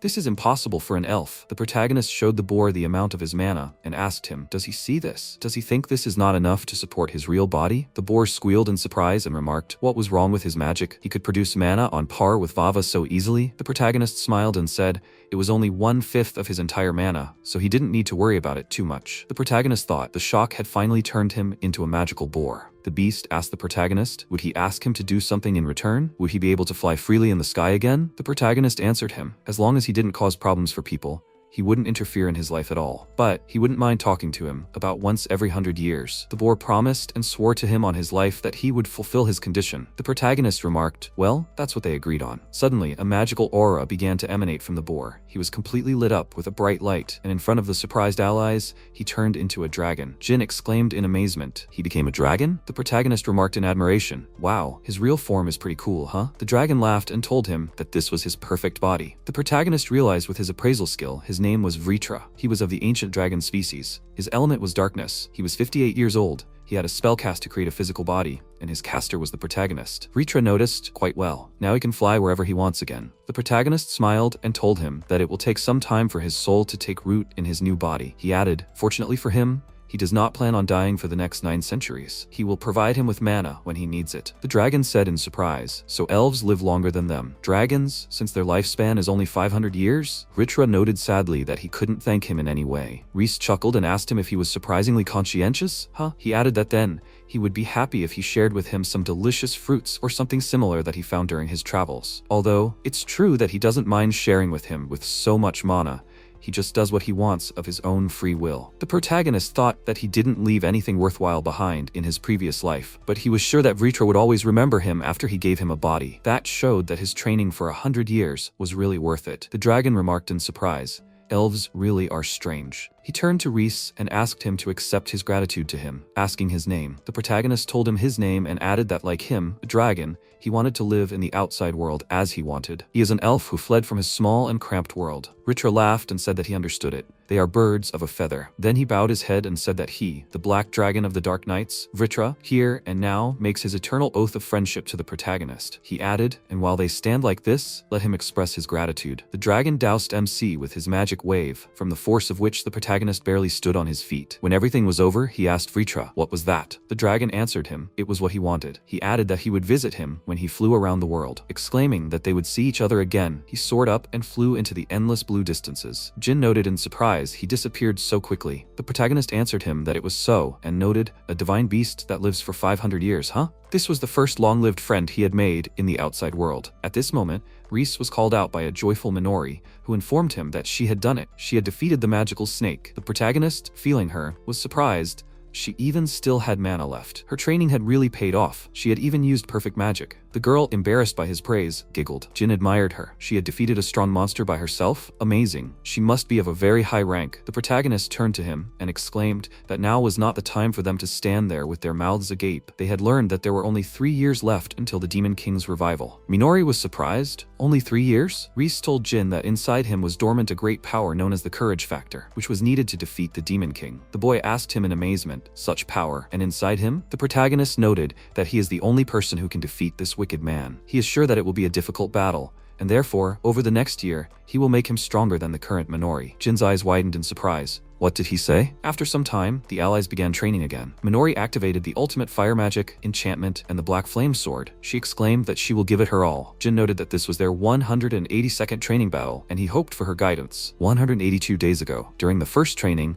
Jin was given a wooden sword. He asked the protagonist dejectedly, "Will they train with this?" The protagonist told him that it is, although it may be unusual for him. Minori indignantly told her new ally that the protagonist personally made this weapon for him, this special equipment for training, so he should accept it with gratitude. Jin was embarrassed and told her that he understood everything. MC noted that as far as he could see, although he did not have mana, the thing needed to store it, namely the mana vessel, was still present in his body. He could think of this mana vessel as a bucket and the mana itself as water. If he used too much water from the bucket, the capacity would empty, but over time, the mana would replenish itself. And along with this, the vessel would also increase slightly. Surprised, Jin exclaimed that he read about this in a book on magic theory. The protagonist happily pointed out he already knew about it. He asked the girl, "This is how she trained, right?" The puzzled girl answered that it was true. She remembered very well how she couldn't move a finger for a week. Those were hellish days. Jin was amazed. This was scary enough to scare Minori? The protagonist answered that he would do the same. Jin asked the MC. He didn't have any mana, right? Where would he get it then? The protagonist answered that he would pour it into his mana vessel directly until it was completely full. The guy looked at him with a puzzled look. The protagonist explained to him that he would train himself to direct mana into this wooden sword. Therefore, he installed a magical tool into it that would help collect mana. Following such simple steps, he would greatly increase his vessel, and at the same time, he would get used to controlling his mana. He added that everyone is born with the ability to use mana, but using it still requires training, just like learning to speak. So with this kind of training, they won't waste time waiting for his own mana to appear. Jin looked at his wooden sword in surprise and thought, should I direct mana here? The protagonist thought about his new friend. At the moment, he had no mana at all. But if you think about it, that means his body doesn't need to restore mana at all. So they won't waste time waiting for his vessel to fill up again on its own, like with Minori, who had to wait for her mana to refill. He told Jin that it might be difficult for him to move his mana at first, but once he got used to it, he would only have to empty his mana once a day, after which he, the protagonist, would heal his fatigue and refill his vessel. If they do this every day for a year, his mana vessel will become 30 times bigger than it is now, and when the courage factor inside him awakens and finally fills him with mana, he will probably already become the strongest. Jin, looking at the protagonist's determination, said doubtfully, "This is all great, but will he be able to do it?" The protagonist smiled and noted, "He already told him a little about the courage factor yesterday, didn't he?" Jin told him that it was true. He told him that the only one who can defeat the Demon King is the carrier of this factor. The protagonist sympathetically told him he knew he had to suffer because of the lack of mana, but nevertheless, his discerning eyes saw the great potential hidden in him. He took his hand, wanting to become stronger. He did not change his mind. Jin told him the only thing he was good at was that he was very bad at giving up. The protagonist thought enthusiastically. There were 3 years left until their enemy was reborn. They did not have time to just wait, but he wanted to bet on this child. And now, at another training, when Minori exclaimed that she would give it her all, Jin asked her to do so. Reese, watching their training, thought that this was already the 182nd sparring match between Minori and Jin. It was also worth noting that the same number of days had passed since the training began. The girl let out a war cry. Their new friend said that he needed to become one with the sword and leave everything to the sword's discretion, and also feel the flow of mana. Minori struck him, but Jin did not even have to parry it because the girl's sword seemed to be blocked by something. The protagonist happily exclaimed that his magic jammer had activated. Minori noted that it was a good job, but he still had no chance of defeating her. He was surprised to notice the warlike fire in her eyes. The girl attacked him with lightning speed. The blow hit him tangentially, but still touched him. The protagonist approached him and put his hand on his shoulder. Jin, catching his breath, told him that he could still fight. Reese said that he knew that he wanted to give it his all, but he could only heal him once a day. Doing it more often would put unnecessary strain on his body. He gave him an item and explained to him that it was the goddess's compass. Jin looked at it in surprise and asked the protagonist, he activated the magic jammer with mana. What did he give him? Doesn't that mean he used magic? MC laughed and told him that it was. All thanks to the hard work he put in over the past 6 months. Jin was very happy to hear that. He noted, now is the time to train stamina, right? He'll go practice swings then. The protagonist patted Minori's head and said that she worked hard too. Such a quick recovery after losing mana was amazing. She muttered. After all, he was still far from defeating her. The protagonist noted in confusion. She acted so majestic just a few moments ago, but such a cute behavior was also okay. He said out loud that since their new friend had learned to use mana, the next step would be to train him to awaken his courage factor and his own mana. According to legend, the key to awakening a hero's courage factor is to overcome a great obstacle with his comrades. However, Jin was not a hero yet, so he did not want to send him out on his own yet. But if they went with him, he would hardly get into a difficult situation. At that moment, Minori called out to him and pointed to the sky. The protagonist saw Vitra hovering in the sky above them. As he approached, the dragon laughed his loud laugh and told the surprised protagonist that they had not seen his dear friend for a long time. The protagonist was surprised to see that he had returned much earlier than he expected. His mana could not have run out so quickly, could it? Vitra replied, of course. He was not even close to using up the mana he had given him. He laughed again and told the protagonist to let him see what he could do. A very bright light appeared, which almost blinded the allies. Minori exclaimed in bewilderment. The dragon became small. In place of Vitra stood a very small dragon cub. The girl stroked it and was touched. It was so soft. Reese asked him in surprise, is it all because his body is made of mana? Minori proudly noted that it was to be expected from the mana of her master. She added, since they have a guest, she will go make tea and call Jean. When she left, the dragon climbed onto MC's shoulder. He asked him why he returned so early. Vitra answered him that the demons there are too annoying, it is too unpleasant. The protagonist looked closely into his eyes. The dragon added that the demons are preparing for the revival of their king, so they and the magical beasts are slowly accumulating miasma before setting off. He noticed. Surely MC realized it himself? The protagonist thoughtfully answered him that it was so. He saw his memories of the huge number of their enemies. Vitra noticed. That's why he decided that he would stay with his friend for a while. The protagonist asked him, will he stay here? The dragon said in response that he had already decided. He was going to deal with the demons so that he could sleep better at night. After all, his friend was going to fight that damned king anyway. Wasn't he? The protagonist ironically noted, and he was a very selfish dragon, right? He made it clear to Vitra that he would not be the one to defeat the demon king. The dragon jumped away from MC in surprise. What did he say? Reese explained to him that he had bet on the child he was chasing back then, a person with a bravery factor. Vitra thought for a moment and said that he was sure that even after awakening this hero,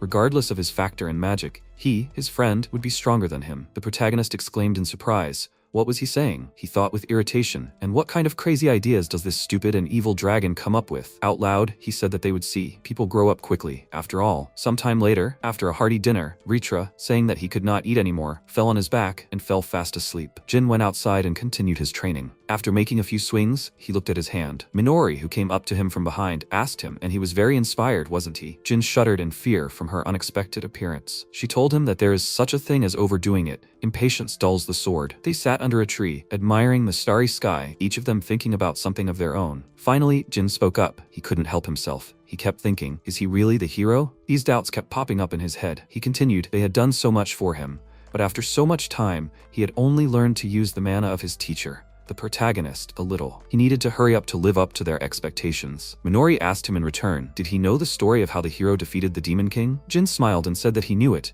He had read it countless times when he was a child. He had always admired the hero who protected everyone's smile. Minori thoughtfully noted, she thought that if the hero of the story couldn't defeat the Demon King, he wouldn't have been called a hero. Jin looked at her in confusion, as if asking what she was talking about. The girl explained to him. She meant that it is not the hero who defeats the Demon King, but the one who defeats the king becomes the hero. Jin looked at her in surprise, still not really understanding what exactly she wanted to say. The girl continued, so he shouldn't think about it too much. He just needs to concentrate on working on what he wants to be. She asked him what he wants to become. Jin thoughtfully repeated her question.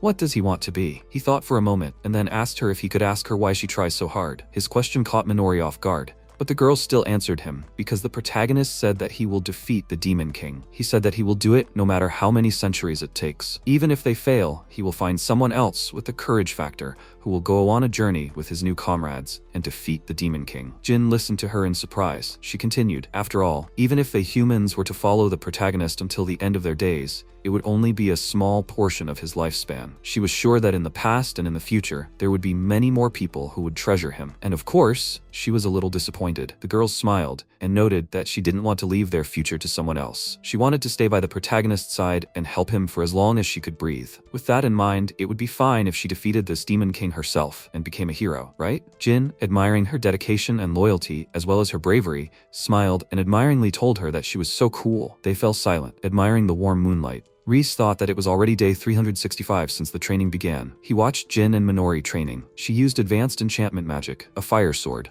Jin grabbed the sword tightly and activated the jammer. A protective aura appeared around him. He reflected Minori's attack and she said displeasedly, no matter how many times he neutralized her flames, Jin swung the sword and exclaimed that he would not allow it. He thought that this was still not enough. He did not think he could defeat Minori using only a magic jamming spell. The dragon thoughtfully said that this guy without mana had become incredibly good at using a sword and using mana in such a short time. The protagonist noted that he told him that people grow very quickly. The dragon said that this was still not enough to surprise him. Reese, with a smile on his face, asked him to make a bet that if he was surprised by Jin's height in this training battle, he would fulfill one of his requests. The dragon agreed and asked him to keep in mind that the bet worked both ways. In any case, he did not understand humans even a little bit. They only lived for 60 years, so why did they not look for another way? What motivated them? Reese looked at Minori and Jin and said, this is an obsession with a dream for both of them. The dragon thought about it and said, for someone with a lifespan of 1,000 years, he was too human-like. The protagonist asked him not to say stupid things,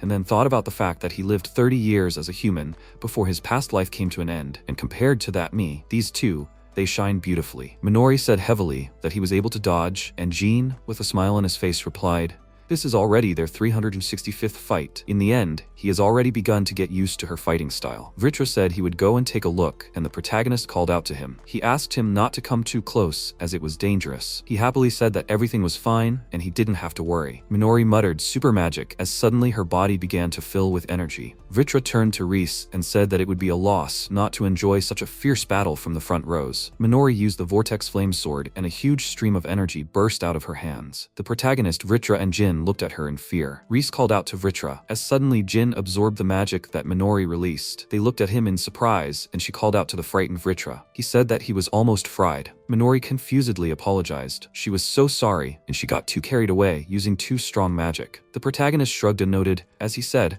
it was his fault that he flew too close, even though he told him not to. Reese looked at Jin and he looked at his hand and thought, this was not the usual jammer that he uses. Vitra flew up to him and said, in any case, he surprised him, and it looks like he can use it now. He means magic. Jin looked at him questioningly and said that this had never happened before. The protagonist noted that he was right. This is what he always wanted. He used his magic, not a magic tool. Jin asked in surprise, did he use it? He answered, of course, the most important aspect of using magic is imagining the effect. What did he just imagine? Jin said confusedly that he did not know if he imagined anything. His body moved as if on its own, in an attempt to protect Vitra. Reese thought that this must be why the shield was formed. The desire to protect someone can be the source of his strength. He turned to Minori and asked what she would say. Minori said guiltily that she had attacked with all her might, but he had defended himself from it without any problem. It was an amazing and powerful spell. According to the protagonist, today is day 365. Jin has finally finished the training battle, standing firmly on his feet. Meanwhile, they were sitting at the table and eating dinner. Reese said that he wants him to start the next stage of training tomorrow. He agreed, and he continued. His mana vessel has grown incredibly much compared to what it was at the beginning. He thinks that they are already ready for the awakening of his courage factor. This will be their upcoming goal, and in order to do this, he will have to participate in real battles. Jin wondered, in real battles? The protagonist thought about the fact that in parallel, they will need to look for future potential comrades for their hero. The protagonist said that he will start by hunting monsters in the surrounding area with Nori. Before he could finish speaking, Jin suddenly interrupted him and apologized, asking if he could allow him to act alone and start his journey as an adventurer again. Reese looked at him in surprise, and he remarked that he had heard that recently strong magical beasts had started appearing everywhere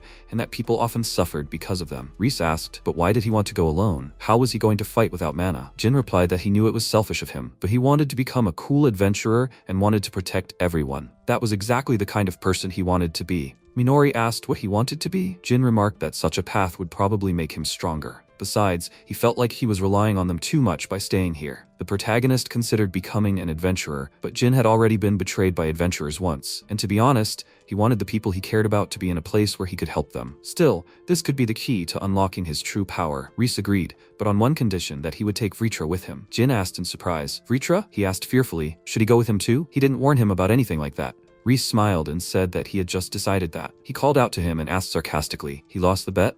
Didn't he forget?" Vitra remembered the protagonist's words and his own. The protagonist shrugged and said that he could also take this opportunity to study human life, so as not to end up sealed again later. Vitra discontentedly agreed that he would accompany him on the journey. Minori asked excitedly, "Is everything really okay?" Reese replied that he was sure, since he was the strongest bodyguard that was around right now. In addition, for Jin to awaken the courage factor, he needed 4 comrades with 4 different elements. Vitra is a dragon that uses the element of fire, and it is quite possible that one day he will become one of the pillars supporting the hero. After some time, Jin and Vitra were getting ready for a journey. He said that they were going on a journey. The protagonist asked to take care of himself and saw them off. He expects a lot from him, so he must become a hero who will protect everyone. Minori looked at him and noticed that he looked lonely. Reese awkwardly scratched the back of his head and said that he felt lonely despite the way Jin was leaving. But more than that, he was amazed at how he was shining so much, and it seemed to him that he had left ahead of him. Minori smiled and noticed that he was a hard-working boy who was trying to protect everyone. After all, she would stay by their side. The protagonist looked at her in surprise and thought that he did not want to persuade her from this. He took her hand and said that he was always afraid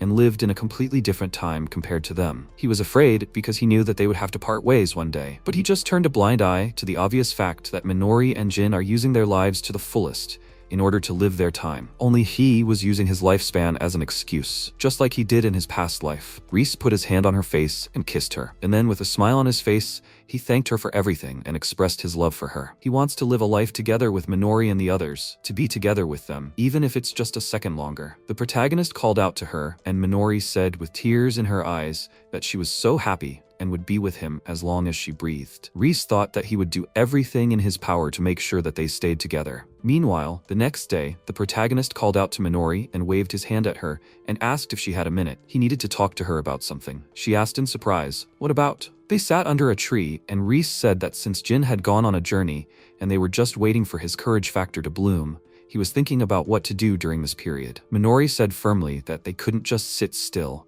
and thought that even though she was enjoying life with the protagonist for the first time in a while, the protagonist said that he was going to go to the demon territory in Dals. Minori was surprised and asked again, "Dals?" Reese agreed and showed the map and said that he saw it in Vitra's memories. This is the forest they are currently living in, the forest of the Great Circle of Vaster. If he is right, then in the deepest part, in Lasticia, you can find the place where the Demon King rests. That is where the demon race lives, and this place is called Dallas. Minori asked, "So there are demons in the forest?" But everyone knows that the demons have disappeared and have not been seen for a long time. If you think about it, it is hard to believe his words. The protagonist said that he does not blame her, but still, they could not detect their presence. He thinks that it is because of the presence suppression magic, the same one used in the elves' barrier. She thoughtfully said, "In that case, it is possible." Reese noted that they are far behind them. The truth is that he knows absolutely nothing about demons, and he does not know their number or ecology. He does not even know the goal of the Demon King. And in order to ensure that Jin's generation can defeat the Demon King, they must learn as much as possible about the demons. He called out to Minori and asked if she would go with him. She happily agreed.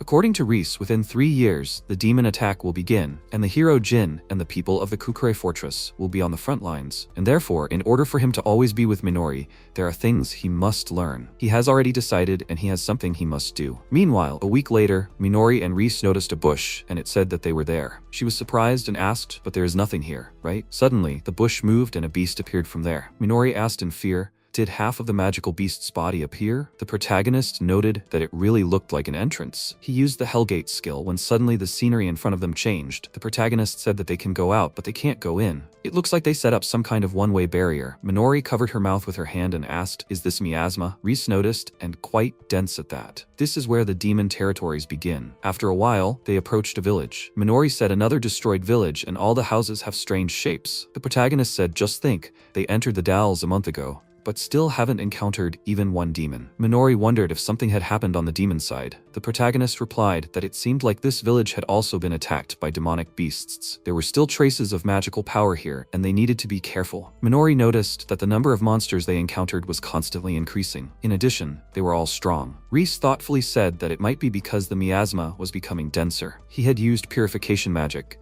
How did she feel now? She thanked him. The miasma seemed to have no effect. The protagonist suggested that they move on, and they walked forward through the village. Minori ran up to him and said that she thought this village had been destroyed not long ago. They looked at the traces of blood that indicated the entrance to the alley. She wondered if those were the sounds of a battle. They noticed a local resident and wolves there who were trying to attack him. Minori rushed forward and said, demonic beasts attacked the people. The protagonist said as they were deep in the forest. She noticed the demons and asked them to duck, then hit the monster with all her might, and it ran away. Minori looked at the villagers in surprise, and Kyoto asked in surprise, are they hornless? She thought about how she helped them in the moment, but they are demons and they should act differently. Reese stopped her and Kyoto asked, a human and an elf? How did they end up in this place, and why are they okay despite the miasma? She happily thanked them and introduced herself. She is the village chief. Since it was getting dark outside, why don't they stay at her place? The protagonist smiled and said in that case, they won't refuse. Minori called out to him in fear and he looked at her. Kyoto asked them to follow her and they came to the fire. Reese looked at her and thought that this style reminded him of old Japanese houses. Minori asked why he was so easy to contact with this person? Not a person, but this demon? The protagonist thoughtfully said that he really didn't expect her to let them into her home. Minori screamed excitedly. Even just being here was dangerous. Reese called out to her and noted that their goal was to gather information about demons. So far, they have not shown hostility towards them, so they will just see how it goes. Kyoto apologized for making them wait and offered them food,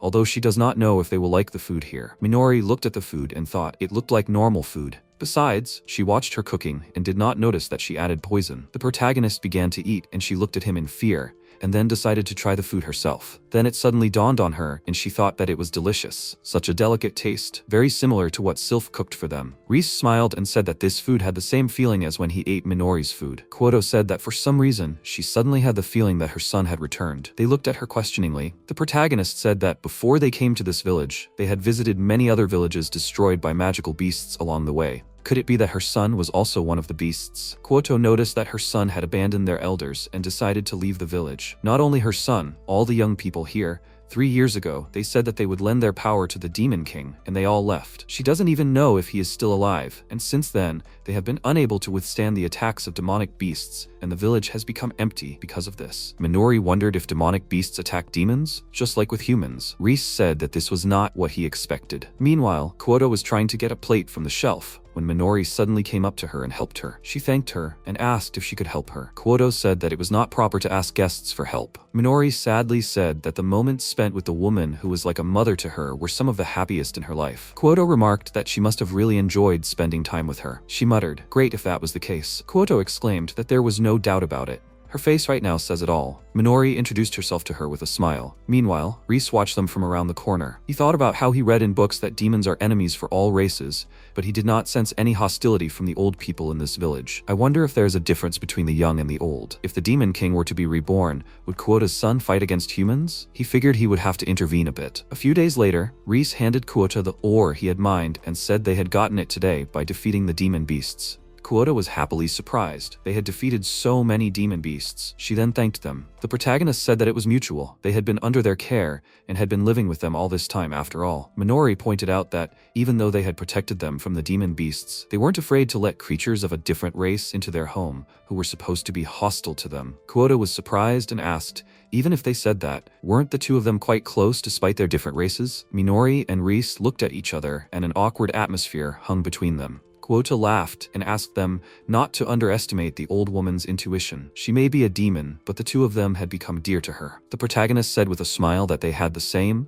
She had also become dear to them. Kyoto said that they were really nice guys. She wished they would stay and live in their village. Reese thanked her, but they needed to continue their journey, as he wanted to learn more, whether it was just about the world or about them, the demons. Meanwhile, the next day, the protagonist hung the seals on the trees and the villagers gathered behind him. He put his hands forward and used the super barrier magic, the look of disdain of the goddess of war. Suddenly, a magical barrier appeared above the village. Everyone looked at it in surprise, and Reese said that it was an ancient spell called barrier magic. With this, no demonic beasts would be able to approach the village as long as he was alive. Kyoto happily said that thanks to it, they would be able to wait for their children in peace. The protagonist wondered if the young ones in the village started leaving when they heard about the Demon King's revival. Kyoto agreed, and their horns turned bright red. Minori asked in surprise, did the color of their horns change? She replied that a human might find it strange, but they are demons. like elves, half-humans. With the help of their horns, they convert poisonous miasma into magical power, and that is why they are able to live in the demonic realm, filled with a large amount of miasma without problems. The denser the miasma surrounding them,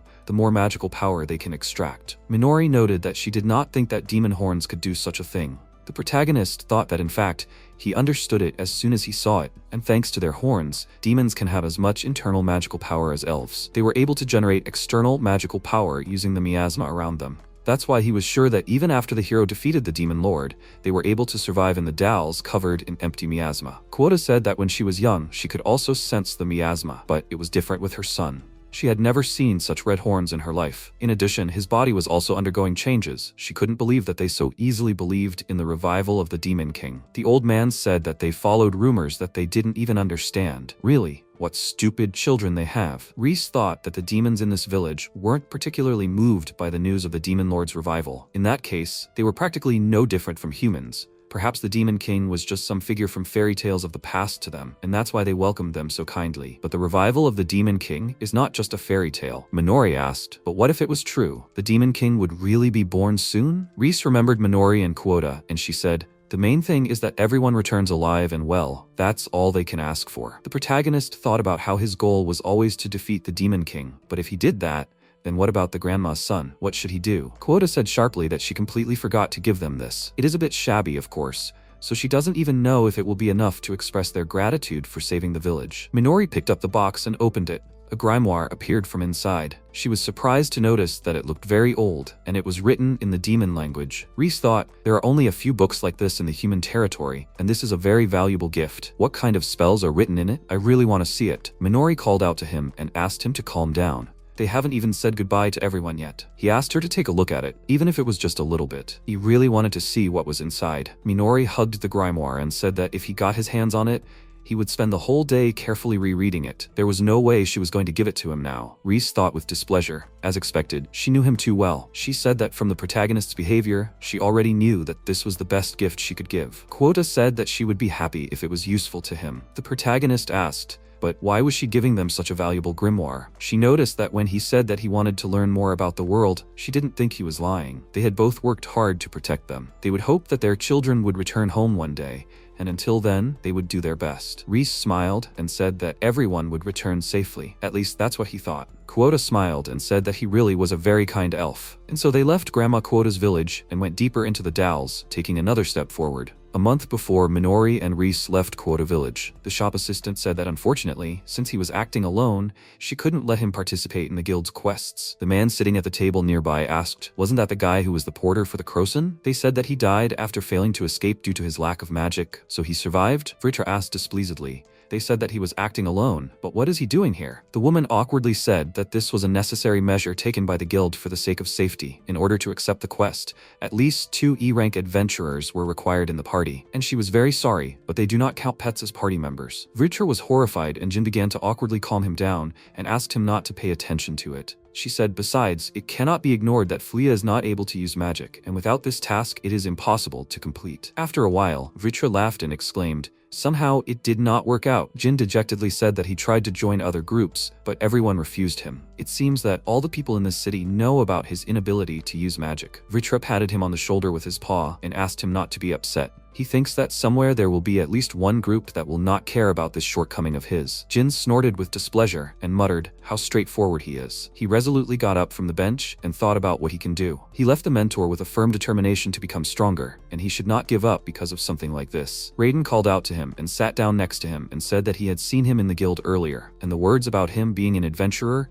but unable to use magic, Vitra whispered discontentedly. What was wrong with this guy? He appeared out of nowhere. He said that he had just arrived in the city, so he was also alone for now. If he didn't mind, wouldn't he like to form a party with him? Jin looked at him in surprise. Horned rabbits could be dealt with without magic, but if necessary, he would deal with them for him, and he wouldn't mind if he took his pet with him. Vitra asked in horror, a pet? Raiden introduced himself and asked, then he thought that was it? He would only have to walk around next to him, and the rest could be entrusted to him, the best earth mage in their village. He looked in surprise at how Jin dealt with the rabbit and asked, did he think he couldn't use magic? Jin noticed, that's right.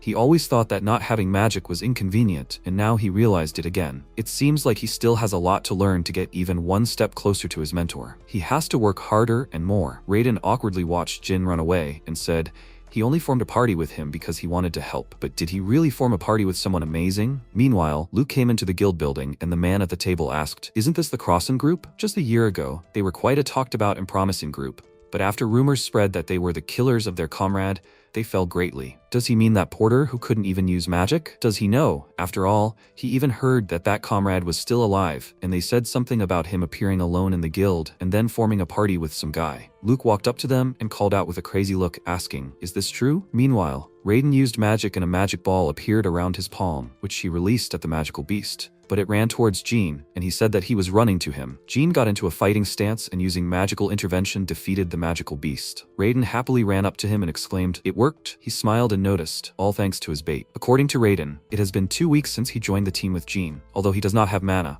But he notices these flows, exits, and other waves well. And in his sword art, there is not a single unnecessary movement. And what kind of monstrous amount of mana is stored in this sword? He called out to Jean and looked at him with displeasure. He scares him. After a while, the woman gritted her teeth in displeasure and muttered that the mission was confirmed, and now the D-rank group, Dreamy Travelers, had officially been promoted to C rank. Raiden twirled the token and said, "A bronze guild badge. It seems others have started calling them promising." Jin laughed, and he said with a little sadness that they still face the same problems. The request for the task had written requirements, at least 3 participants with C rank or higher. The 2 of them sighed, and Jin awkwardly said that he was so focused on completing the task that he did not even think about the requirements for C rank tasks. Vitra said discontentedly that the guild still did not recognize him as a member. If he could return to his basic form, then everything would be resolved quickly, very quickly. Raiden asked, "It seems like they are discussing something important.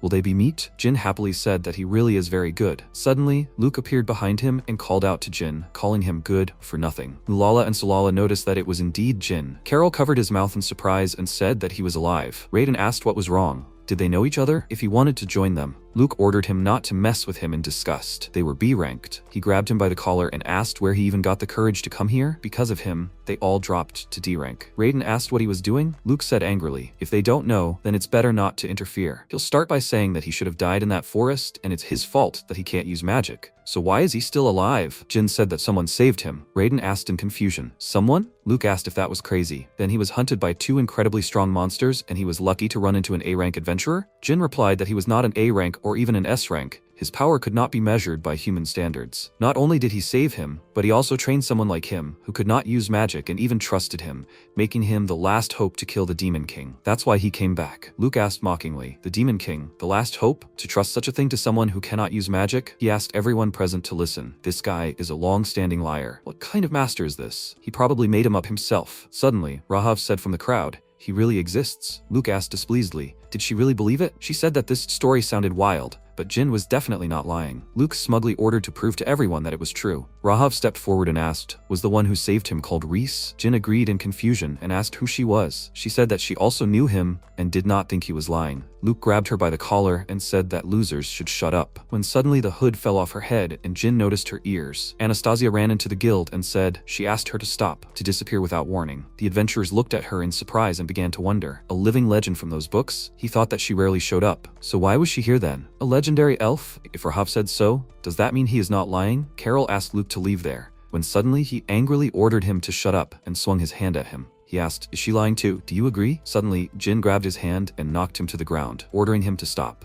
The guildmaster said that this is enough and to leave it to them. The Crossan group, regarding all this, including the member who went missing a year ago, do they suggest re-investigating? Jin looked at the leaving group, and Raiden asked, "Is he okay?" He thanked him and called out to Rahav, thanking her too. She said that she simply heard a familiar name and decided to butt in where it was none of her business. Raiden sarcastically asked if she wanted to have a bite to eat with them. Rahav thoughtfully replied that she would accept his offer. Anastasia was surprised and said that she didn't know what was going on and suddenly fell to the floor. Rahav said that everything was fine and that she forgot to introduce herself. An elf who had reached middle age, and this was Anastasia, her current student. After a while, they were sitting at the same table, and Rahav said that they needed another member of the group to take on a new request. Jin agreed sadly, and Raiden noted that it seemed that no one had yet lost their minds to the point of joining them. They attack with physical attacks and create earth, and also have a strange pet. He boasts everywhere that he is a legendary dragon, but he himself can only light a cigarette. Vitra exclaimed in displeasure. It was because he was now in his small version. Before, he had so much energy that he could burn down a village or a whole city. Raiden mockingly said, maybe now he will make a great kebab, he is sure of it. Vitra said in displeasure that this is ridiculous and that Reese deceived him. Jin exclaimed in confusion, there's no way Master Reese could have made such a mistake. Rahav said, she does not think that this dragon is lying. She sees a vague violation of his magical circuits in his body, probably due to careless use of mana, and only the one who treated him could have made such a mistake. Rahav asked, he is Reese's student, right? He agreed, and she said that she has endless respect for him and will have to look after him even more, but she is pleased to hear it. They looked at the task and were horrified. Rahav asked, maybe she will join their group, if of course they do not mind. Since she is a B rank, there should be no problem. Jin asked in surprise,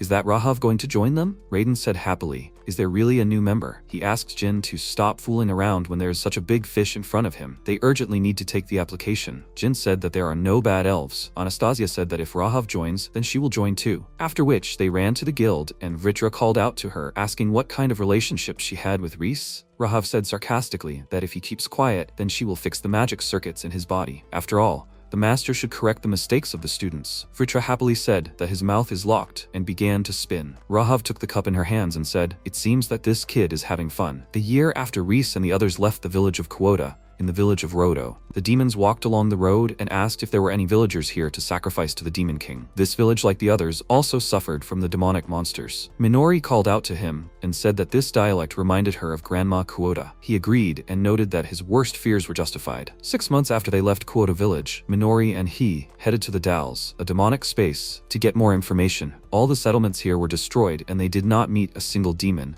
but they found a couple of grimoires in the demon language. Reese walked happily with the books and thought about how glad he was to continue his research after Grandma gave him the grimoire. Minori asked if this was the village archive. He asked if it looked like it said Rodo Village. According to the protagonist, the difference between the grimoires in the Dalles and the human world is quite interesting. Demons who have lived with magic their entire lives are so close to the filth. Maybe magic has always been closer to them than to them, and that's why his darkness attribute is developing so quickly. Minori asked him to research it in 3 days, and Reese said that he would definitely finish it in 3 days. He thought about how it took him a week to do the last village. He was so engrossed in the grimoire that he didn't sleep or eat until Minori scolded him. She said that she would take care of the sleeping bags for now. It had been hundreds of years since he was reborn as an elf, and now his sense of time is too different from a human's. He is very grateful to Minori for putting up with all this. Meanwhile, 3 days later, Reese finished reading the grimoire and stretched, saying that there was nothing new about the Demon King and the heroes. He must defeat the Demon King